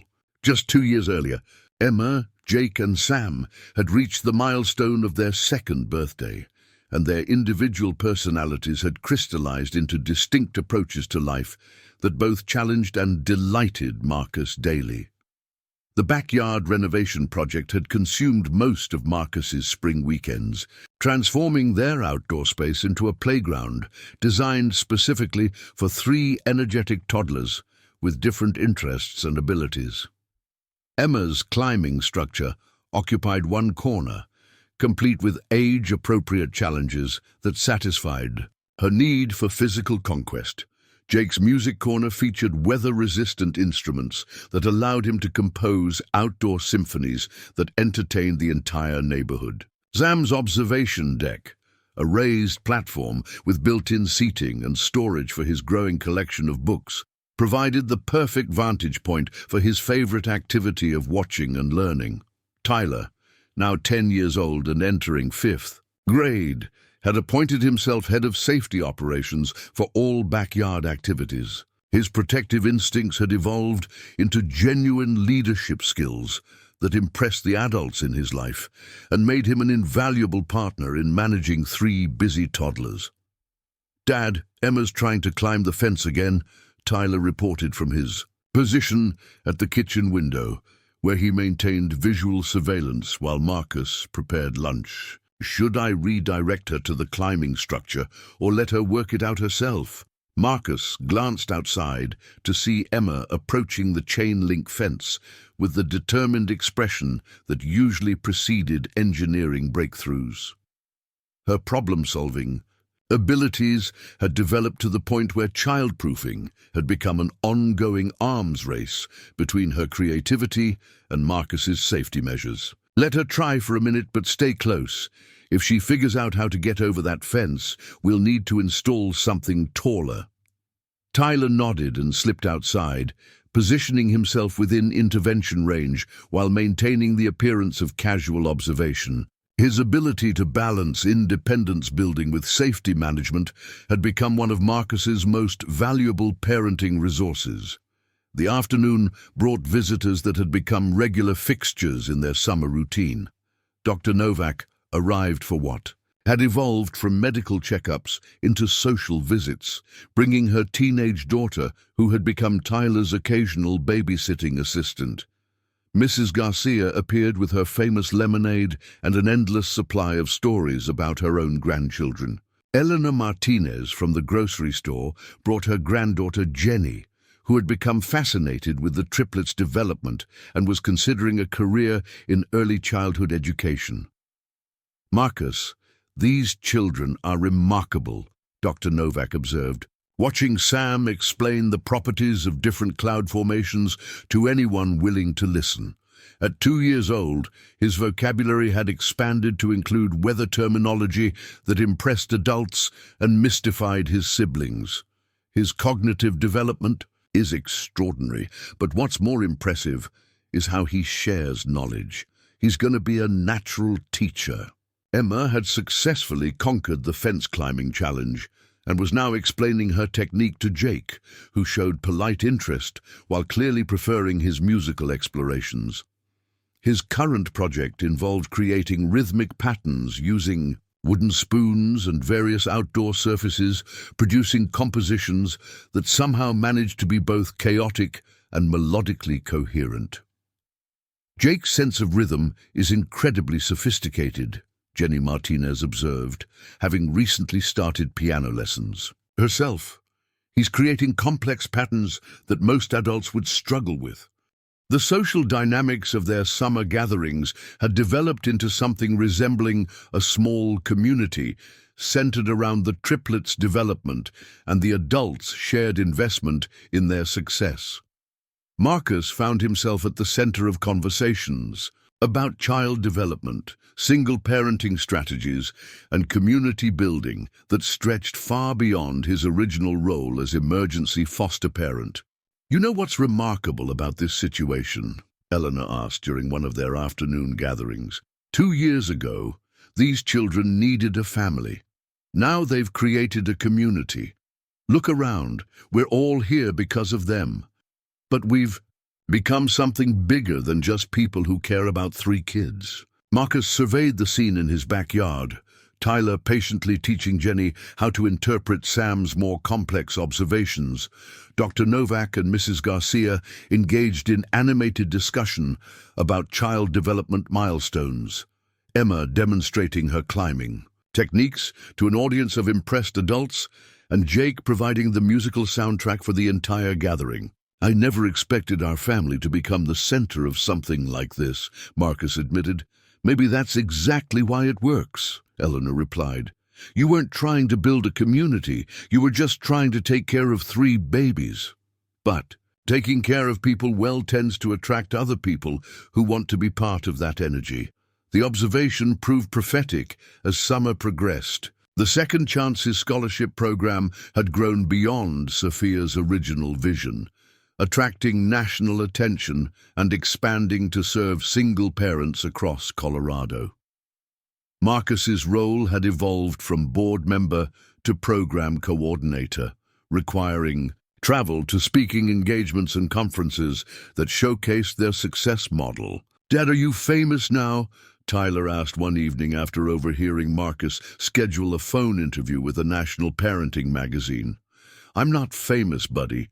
The program is getting attention because it's helping a lot of families and people want to know how to create similar programs in their communities. But you're the one talking to magazines and giving speeches at conferences." Marcus considered Tyler's observation while watching the triplets engage in their bedtime routine. Emma was systematically organizing her stuffed animals with military precision. Jake was humming a lullaby he'd apparently composed himself, and Sam was reviewing the day's events in his methodical way, pointing out windows and naming the people who had visited. "I think what's happening is that our family's story is helping other people believe that difficult situations can turn into something beautiful. When people hear about how you became a big brother to triplets, or how Sophia turned her life around, or how the scholarship program helps families stay together, it gives them hope for their own situations. So we're like proof that things can work out?" Something like that. The concept of their family as a success story felt both gratifying and slightly overwhelming to Marcus. When he'd first brought Emma, Jake, and Sam home from the hospital, his only goal had been providing safe, loving care until permanent arrangements could be made. The idea that their experience would become a model for community-based family support had never entered his consideration. August brought an unexpected opportunity that would test Marcus's comfort with public attention. The National Association of Single Parents had invited him to deliver the keynote address at their annual conference in Chicago, speaking about innovative approaches to family support and community building. "It's a big honor, Marcus," Sophia explained during their monthly scholarship board meeting. "They chose you because our program has become a template that other communities are trying to replicate. Your perspective as someone who's successfully managed single parenthood while contributing to community solutions is exactly what they want to share. I'm not sure I'm qualified to give advice to hundreds of single parents about family management," Marcus replied honestly. "I'm still figuring out most of this myself." "That's exactly why you're qualified," Sophia said with a smile. "You're not pretending to have all the answers. You're sharing what's worked for your family and acknowledging that every situation is different. That's much more valuable than someone who claims to have universal solutions." The decision to accept the speaking engagement required extensive logistical coordination. Tyler would miss 3 days of school, though his teachers had agreed to provide assignments he could complete during travel. The triplets would experience their first airplane ride and hotel stay, an adventure that required packing strategies that challenged Marcus's organizational skills. "Dad, maybe you should practice your speech with us," Tyler suggested the week before their departure. "We could pretend to be single parents who need advice." "That's actually a good idea. What would you want to hear if you were a single parent dealing with challenges?" Tyler considered this seriously. "I'd want to know that it's okay if everything doesn't work perfectly all the time. Like, remember when Emma got that fever and we had to go to the emergency room at midnight? That was scary, but it worked out okay. What else? That kids can help more than adults think they can. I was 8 when Emma, Jake, and Sam came home, and you let me be part of taking care of them instead of treating me like I was too young to help." Marcus realized that Tyler's insights were more valuable than most expert advice he'd encountered. His son had experienced their family's evolution from the perspective of a child who had been trusted with real responsibility and had risen to meet it. The conference in Chicago proved to be both professionally rewarding and personally challenging. Marcus's presentation about community-based family support received an enthusiastic response, but the most meaningful moments occurred during informal conversations with other single parents who shared their own stories of struggle and success. Family gives me hope, a single mother from Detroit told him after his speech. I've been raising my daughter alone for 3 years, and sometimes I wonder if I'm doing enough. Hearing about how you built a support system around your children while managing your own challenges makes me believe I can do the same thing. Tyler had accompanied Marcus to the conference sessions, serving as unofficial ambassador for the perspective of children in single-parent families. His articulate responses to questions about sibling relationships and family dynamics impressed the adult attendees and provided insights that Marcus couldn't have offered from his parental viewpoint. Tyler, what advice would you give to other kids whose parents are raising them alone? Asked a social worker from Phoenix during a panel discussion. I'd tell them that they get to be part of making their family work, Tyler replied thoughtfully. Like my dad doesn't try to do everything by himself. He asks for my help with Emma, Jake, and Sam, and that makes me feel important. Also, even though we don't have a mom anymore, we have lots of people who care about us, so we're not really alone. The triplets had handled the travel experience with typical individual approaches. Emma had conducted thorough investigations of the hotel room, apparently cataloging potential climbing opportunities and escape routes. Jake had been fascinated by the airplane experience, spending the entire flight humming along with the engine, noise, and charming flight attendants, with his enthusiastic appreciation for airline snacks. Sam had treated the entire adventure as an extended observation exercise, carefully noting differences between Chicago and Denver while maintaining his usual thoughtful commentary. Dad, I think Sam's going to write a book about this trip, Tyler observed as they waited for their return flight. Sam was indeed creating what appeared to be detailed drawings of their hotel room, the conference center, and various Chicago landmarks they'd visited. What makes you think that? He's been writing down everything that happened, and he keeps asking questions about spelling. Yesterday he asked me how to spell skyscraper and architecture. Those are pretty big words for a 2-year-old. Marcus watched Sam working on his travel journal with characteristic concentration. The boy's intellectual development continued to surprise everyone, but his ability to document and process experiences suggested cognitive abilities that went beyond typical toddler development. The flight home provided time for reflection on how their family's story had evolved beyond their personal experience into something that inspired others. Marcus had started this journey focused solely on providing care for 3 babies who needed help. Now their family had become a model for community building, educational support, and innovative approaches to single parenting. Dad, do you ever miss when it was just you and me? Tyler asked during a quiet moment while the triplets napped in their airplane seats.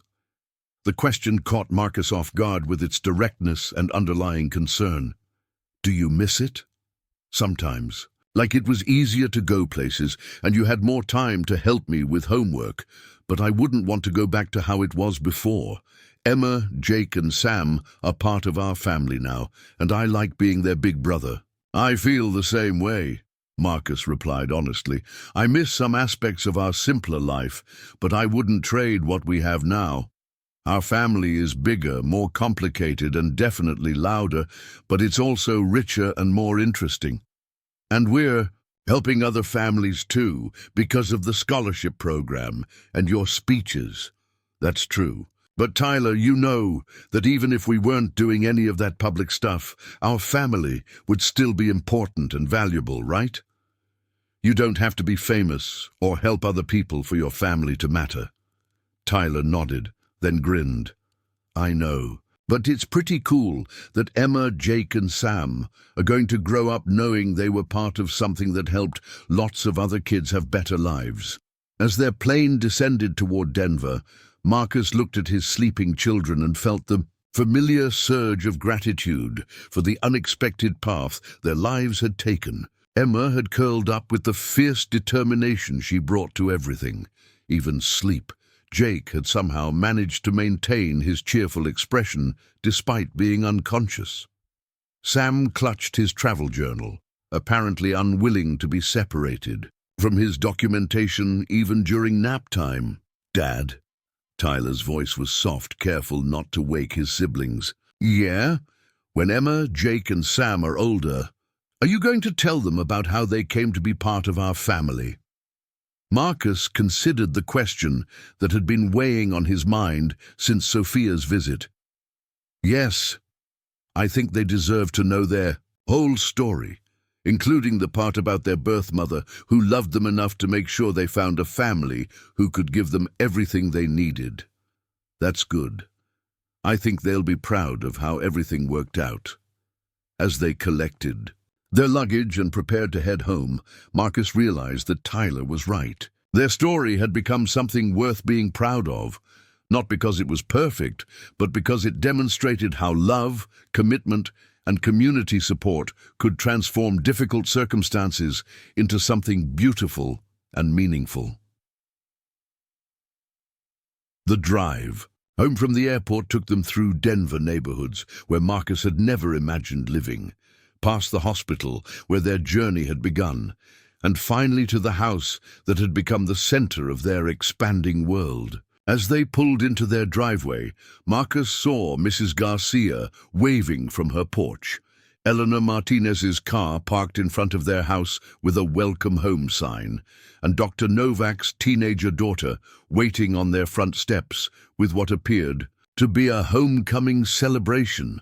"Looks like our community missed us," Marcus observed, watching the triplets wake up with excitement at the sight of familiar faces. "Dad," Tyler said as they prepared to rejoin their extended family, "I think we're home." Marcus looked at his house, his children, and the group of people who had become essential parts of their life, and realized that Tyler had captured something profound in his simple observation. They weren't just returning to a place. They were returning to a community that had grown around their family's story and had become something larger and more meaningful than any of them had originally imagined. "Yeah, buddy," Marcus replied, unbuckling Emma from her car seat while Jake and Sam chattered excitedly about the gathering on their front lawn. "We're definitely home." 3 years had passed since that life-changing day at Denver General Hospital, and autumn painted the Thompson household with the warm glow of established routines and deepening relationships. Emma, Jake, and Sam had reached the significant milestone of their 3rd birthday, transforming from dependent infants into independent individuals whose distinct personalities shaped every aspect of family life. The morning ritual had evolved into a choreographed dance of efficiency that would impress any operations manager. Tyler, now 11 and in 6th grade, had mastered the art of breakfast coordination while Marcus prepared lunchboxes and reviewed the day's complex schedule of activities. Emma supervised the entire operation from her booster seat, offering directional advice with the authority of someone who understood the importance of proper meal presentation. Jake provided musical accompaniment to the morning routine, having discovered that kitchen utensils could produce remarkably sophisticated percussion arrangements.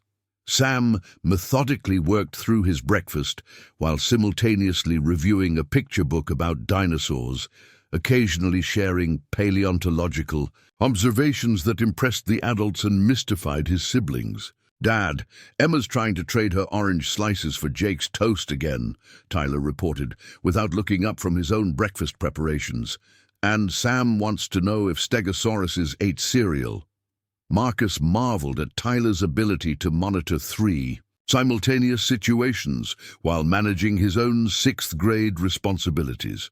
His son had developed multitasking abilities that rivaled any professional juggler, handling sibling mediation, academic excellence, and household assistance with remarkable competence. "Emma, eat your own breakfast. Jake, your toast is staying with you.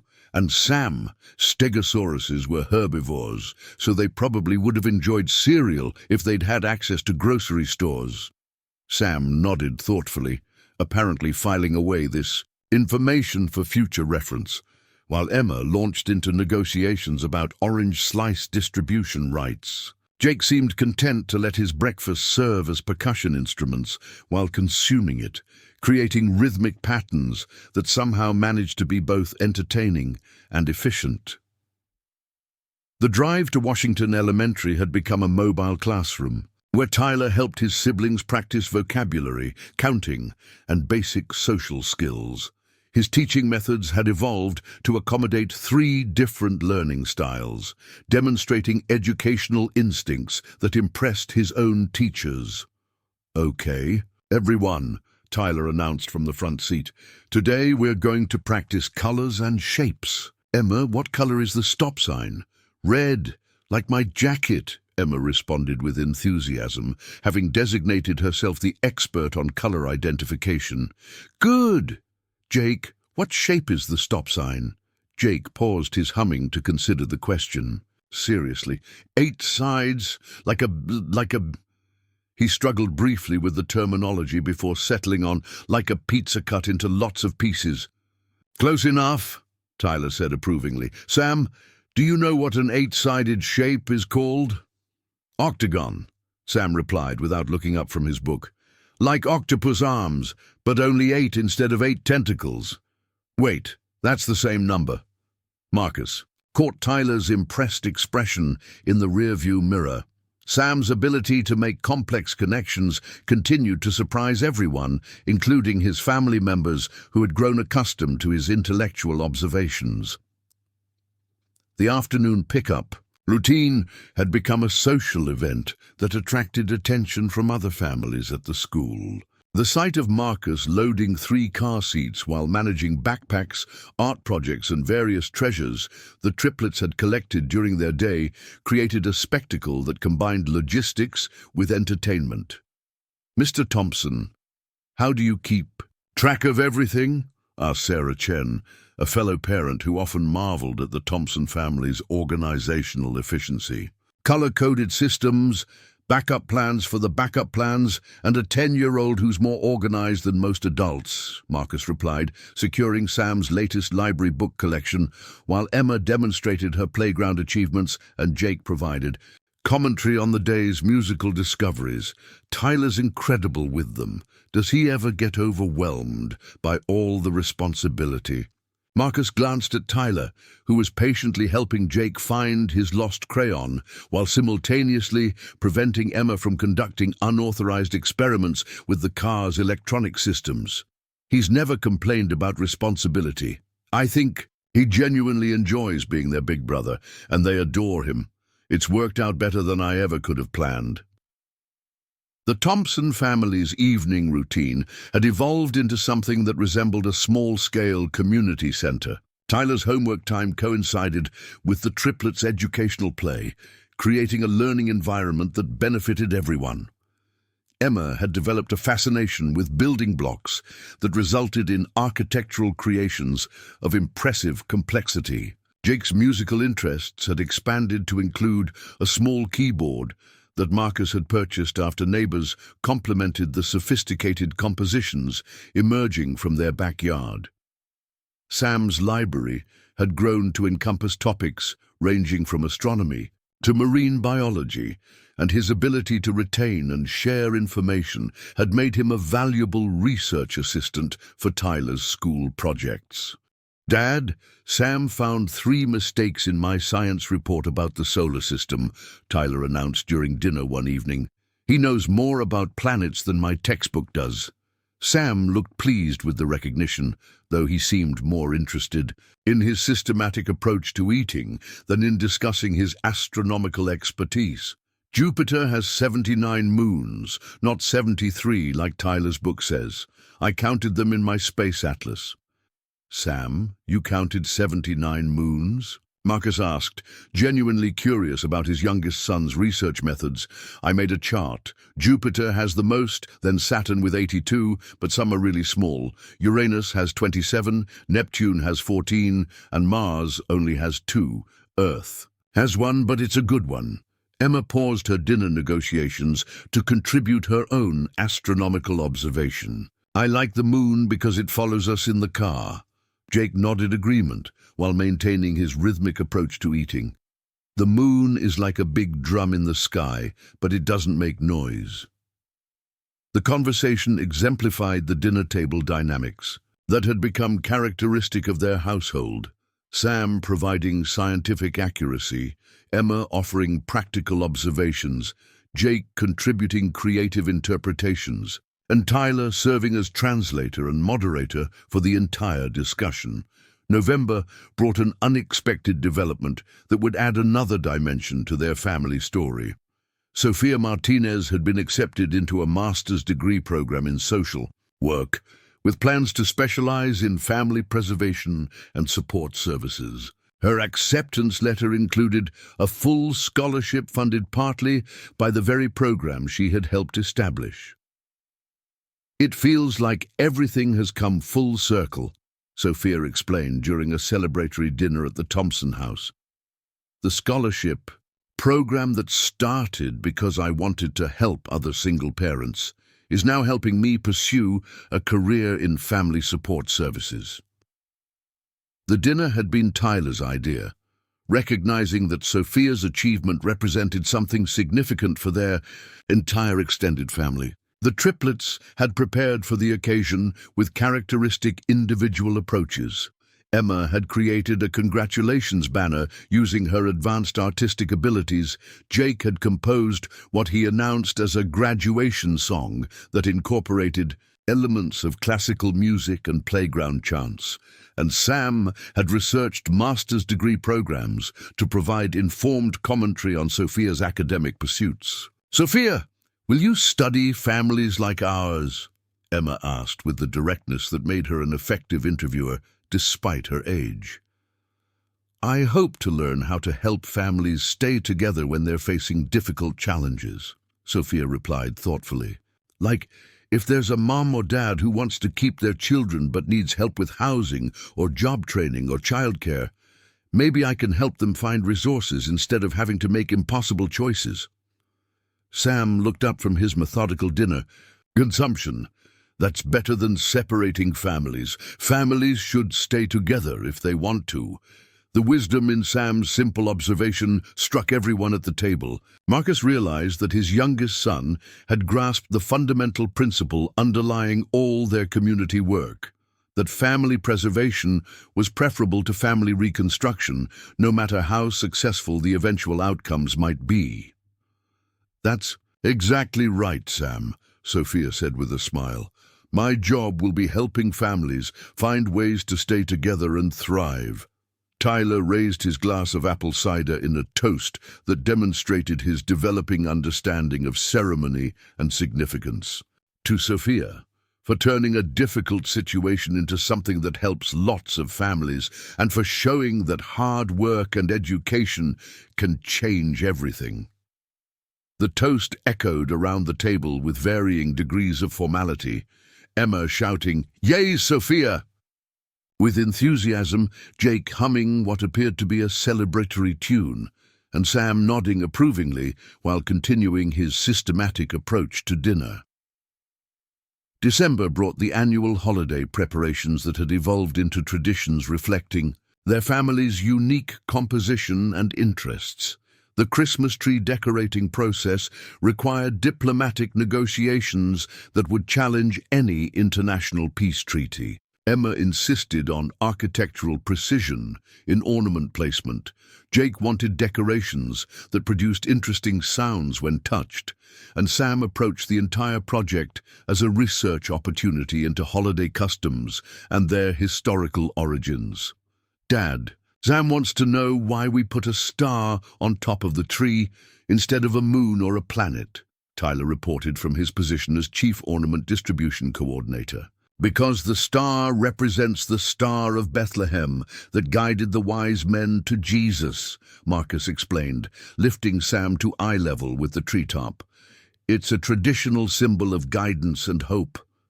Sam considered this information while studying the star with scientific interest.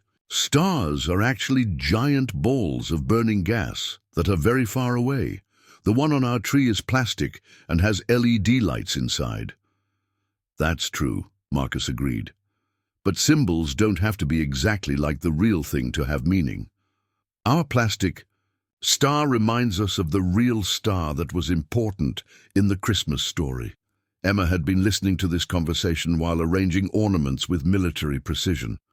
Our star is pretty, and it makes the tree look finished, like when I finish building something with blocks. Jake's contribution to the discussion came in the form of a gentle melody hummed while he experimented with bells and musical ornaments, creating what sounded like an improvised Christmas carol that incorporated both traditional and contemporary elements. The holiday season culminated in their annual Christmas morning celebration, which had evolved into a carefully orchestrated event that accommodated everyone's gift-opening preferences. Emma approached present unwrapping with strategic efficiency, Jake treated each gift as a surprise to be savored, and Sam methodically examined wrapping paper patterns before carefully preserving them for future reference. Tyler's gifts reflected his growing maturity and his role as family coordinator, a planner for organizing family activities, a camera for documenting important moments, and books about leadership and community service that suggested his awareness of his developing responsibilities.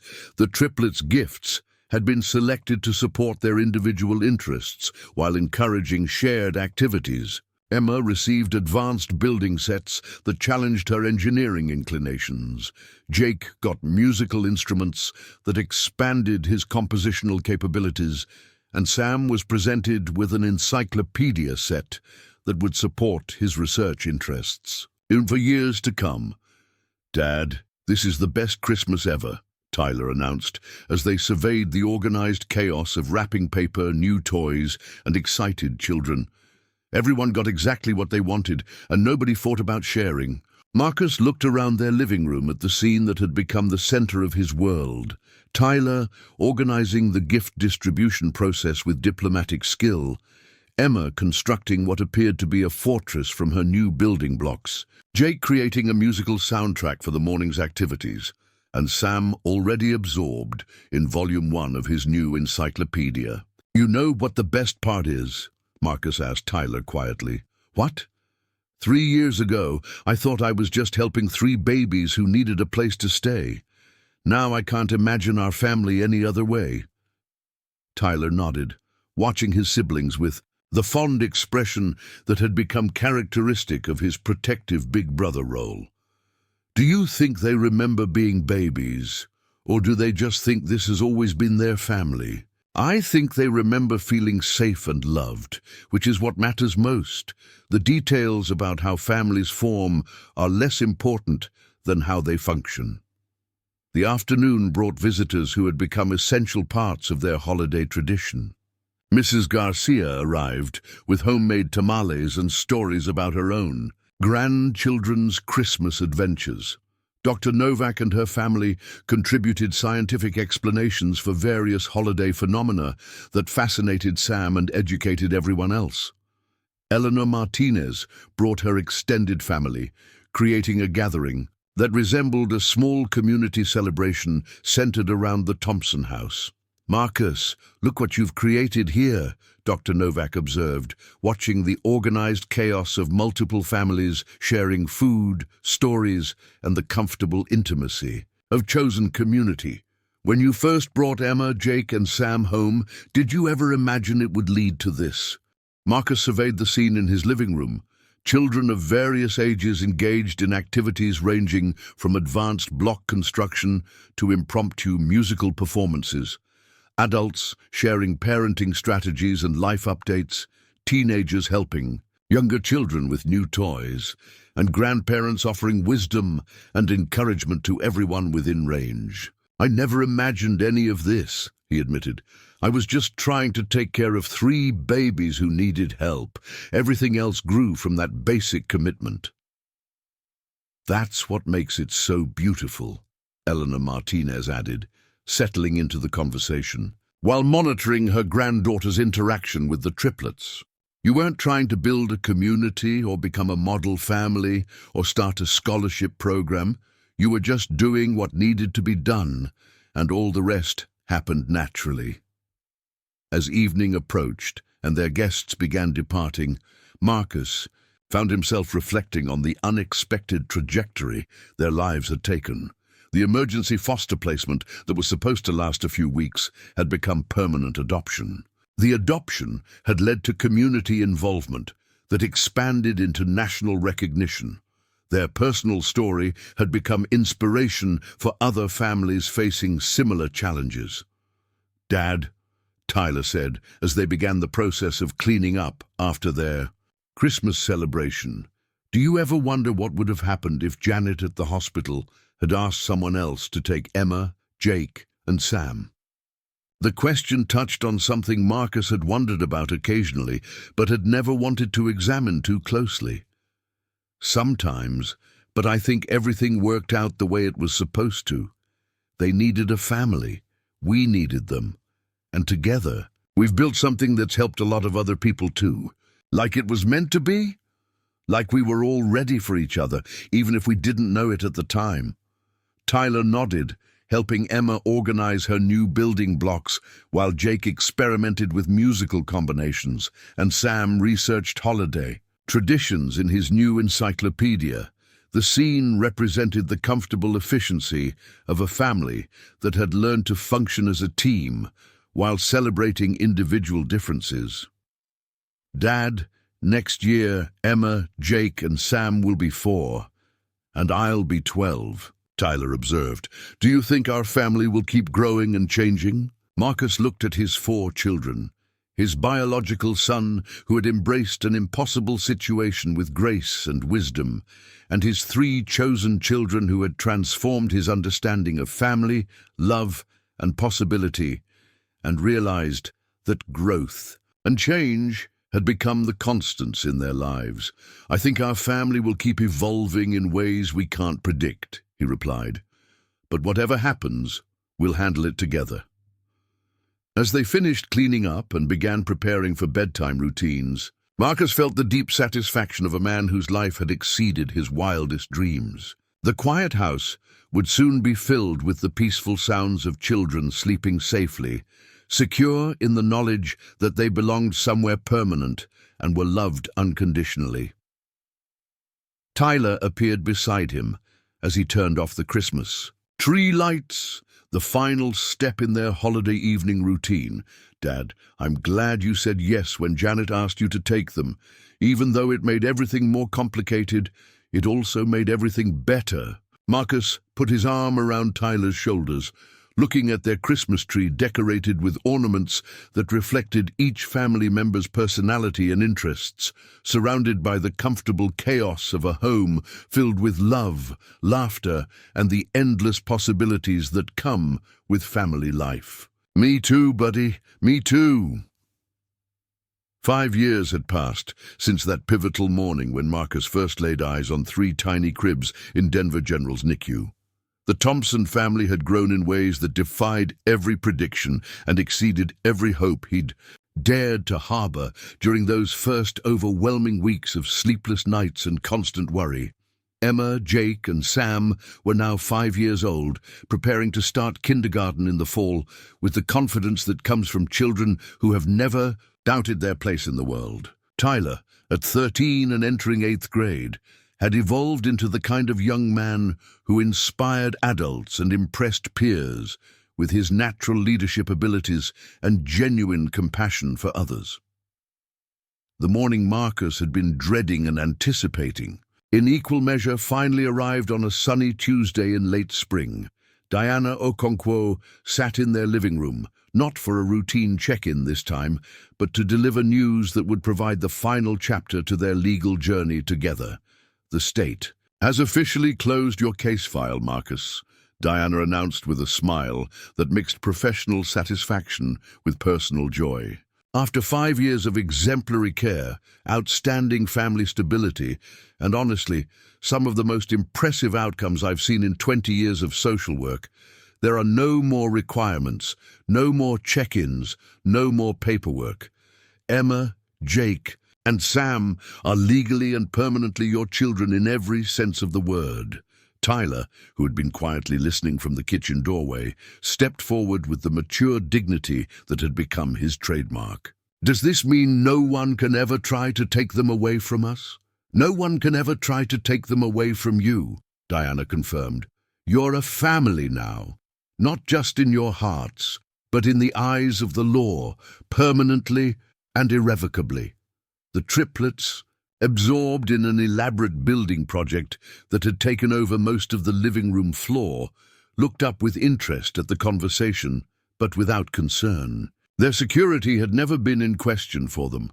This house, this family, these people had always been their world, and the legal confirmation was simply adult business that didn't change their fundamental reality.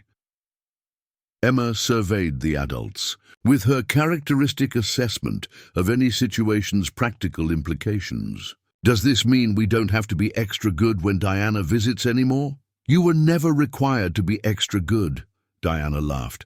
"Though I have to say, you three have consistently been some of the most well-adjusted children I've ever worked with." Jake, never one to let a social moment pass without musical contribution, began humming what sounded like a celebratory tune, while Sam methodically arranged his blocks with the precision that had become his signature approach to any project. "Sam, what are you building?" Marcus asked, recognizing the focused concentration that usually preceded his younger son's most impressive creations. "It's our house, but bigger," Sam replied without looking up from his work, "with more rooms for when Tyler goes to college and comes back to visit with his family." The casual reference to future family expansion and long-term planning struck Marcus with its matter-of-fact assumption of permanence and continuity. Sam had never known uncertainty about his place in this family, and his architectural plans reflected absolute confidence in their shared future.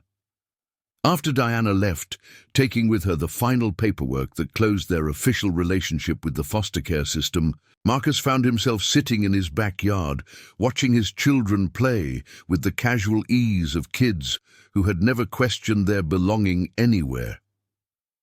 Tyler had organized a game that combined Emma's competitive instincts, Jake's musical interests, and Sam's strategic thinking, a complex variation of hide-and-seek that included rhythmic clues and architectural problem-solving. The sight of his 4 children working together with such natural harmony filled Marcus with gratitude that felt almost overwhelming in its intensity.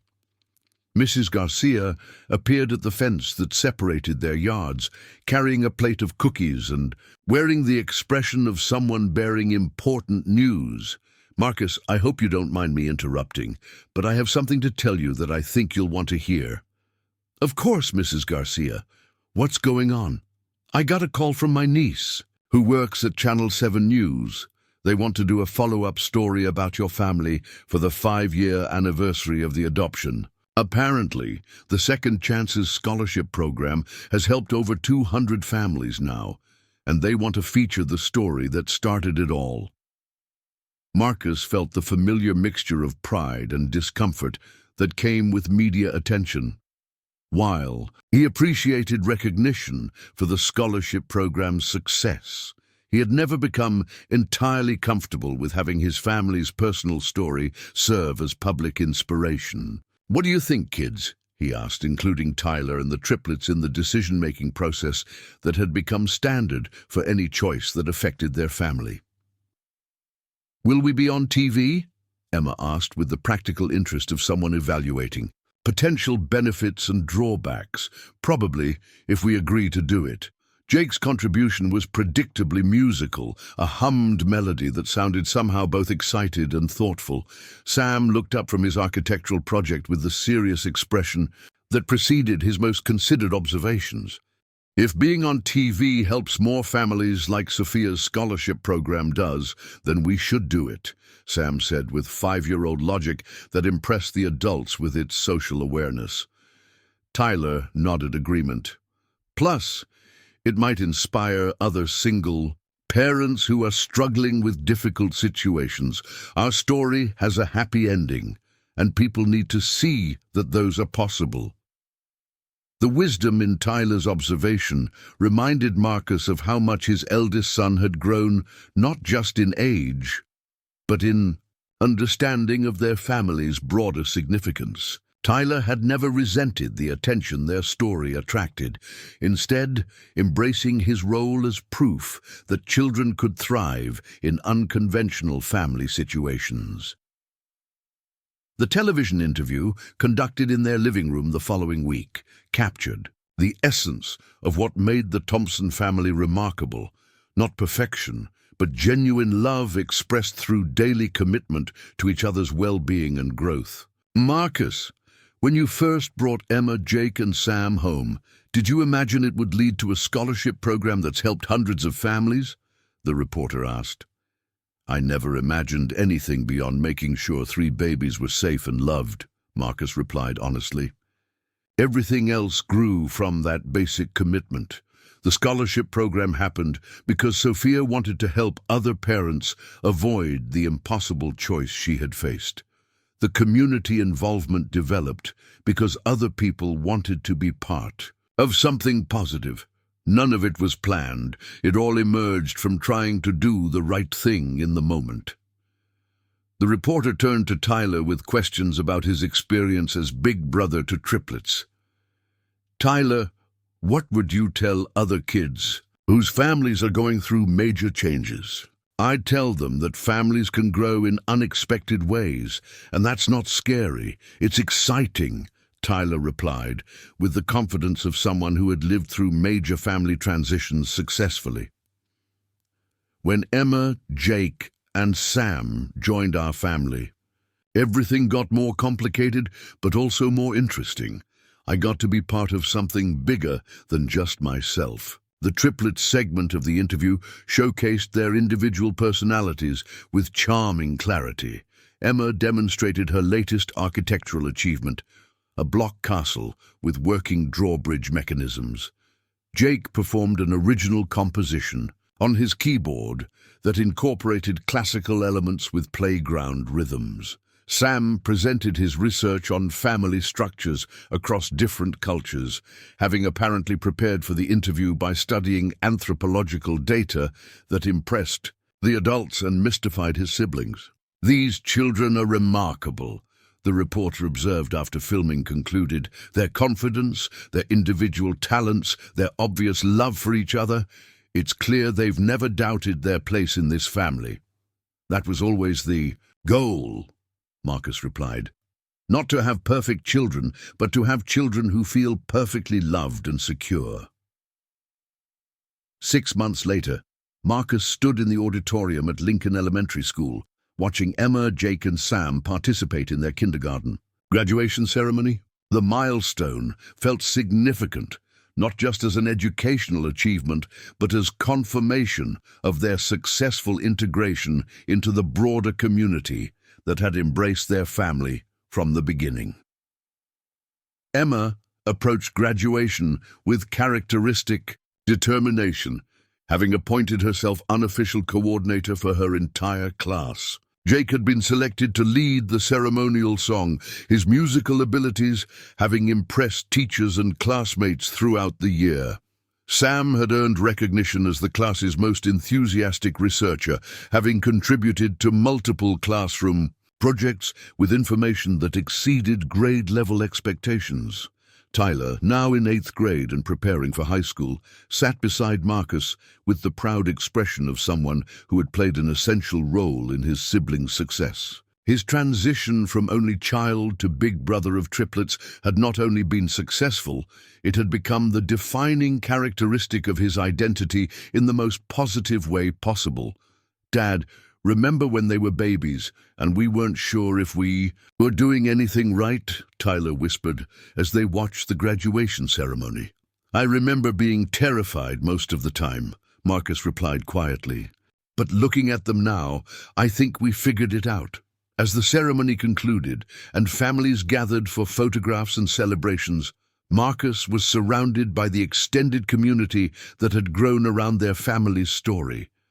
Mrs. Garcia beamed with grandmotherly pride. Dr. Novak offered congratulations with professional satisfaction at their development, and Eleanor Martinez documented the event with the dedication of an official family photographer. Sophia Martinez appeared with her master's degree diploma and news of her new position as Director of Family Services for the county, a role that would allow her to implement the support programs she had envisioned during her own difficult circumstances years earlier. Marcus, I want you to know that none of this would have been possible without seeing how well Emma, Jake, and Sam thrived in your family, Sophia said as they watched the children play together after the ceremony. Your success gave me hope that difficult situations could have happy endings, and that hope carried me through graduate school and into this new career. The circle of influence had expanded beyond anything Marcus could have imagined that first overwhelming night when he'd brought 3 crying babies home to a house that suddenly felt too small and too quiet simultaneously. As they drove home from the graduation ceremony, Marcus looked in his rearview mirror at his 4 children, Tyler organizing post-graduation celebration plans, Emma describing her summer building projects, Jake humming what sounded like a composition inspired by the morning ceremony, and Sam already absorbed in a book about elementary school history. Dad, what's next for our family? Tyler asked as they pulled into their driveway. Marcus considered the question while watching his children unbuckle themselves with the practiced efficiency of kids who had grown up managing their own logistics within a busy household. I think we keep doing what we've been doing, he replied, taking care of each other, helping other families when we can, and seeing what opportunities come our way. Sounds perfect, Tyler said, with the satisfaction of someone who had found his place in the world. That evening, as Marcus tucked Emma, Jake, and Sam into their beds, the same beds that had once seemed impossibly small for the enormous responsibility they represented, he reflected on the journey that had brought them all to this moment of peace and security. Emma fell asleep, clutching the architectural plans she'd drawn for their next backyard improvement project. Jake's dreams were accompanied by the soft humming that had become his signature even in sleep. Sam had arranged his bedtime books in precise order, apparently planning his morning reading schedule before losing consciousness. Tyler appeared in the hallway as Marcus finished the bedtime routine that had evolved from desperate improvisation into comforting ritual. Dad, do you ever miss the quiet life we had before? Do you? Marcus asked, returning the question that had become their traditional way of processing major life changes. Never, Tyler replied without hesitation. This is better than anything I could have imagined. Standing in the hallway of the house that had become the center of their expanding world, Marcus realized that Tyler's simple declaration captured the essence of their entire journey. What had begun as emergency response to crisis had evolved into purposeful family life that exceeded every dream he'd been brave enough to harbor. The challenges had been real, the learning curve steep, and the responsibilities overwhelming at times. But the love that had grown from circumstances beyond anyone's control had created something beautiful, meaningful, and permanent. As Marcus turned off the hallway light and headed toward his own room, he passed the family photo that had been taken after the adoption ceremony. 5 faces representing a family that had been built through choice, commitment, and the kind of love that multiplies instead of divides. Tomorrow would bring new challenges, unexpected opportunities, and the daily joys and complications that come with raising 4 children who were growing into remarkable individuals. But tonight, his house was quiet except for the peaceful sounds of his family sleeping safely, secure in the knowledge that they belonged together permanently and completely. The story that had begun with 3 abandoned babies and 1 overwhelmed single father had become something larger and more meaningful than any fairy tale. It had become real life, lived with intention, seasoned with love, and shared with a community that had grown around their commitment to each other. And that, Marcus realized as he settled into his own bed, was the most beautiful ending of all. Up next, you've got two more standout stories right on your screen. If this one hits the mark, you won't want to pass these up. Just click and check them out. And don't forget to subscribe and turn on the notification bell so you don't miss any upload from us.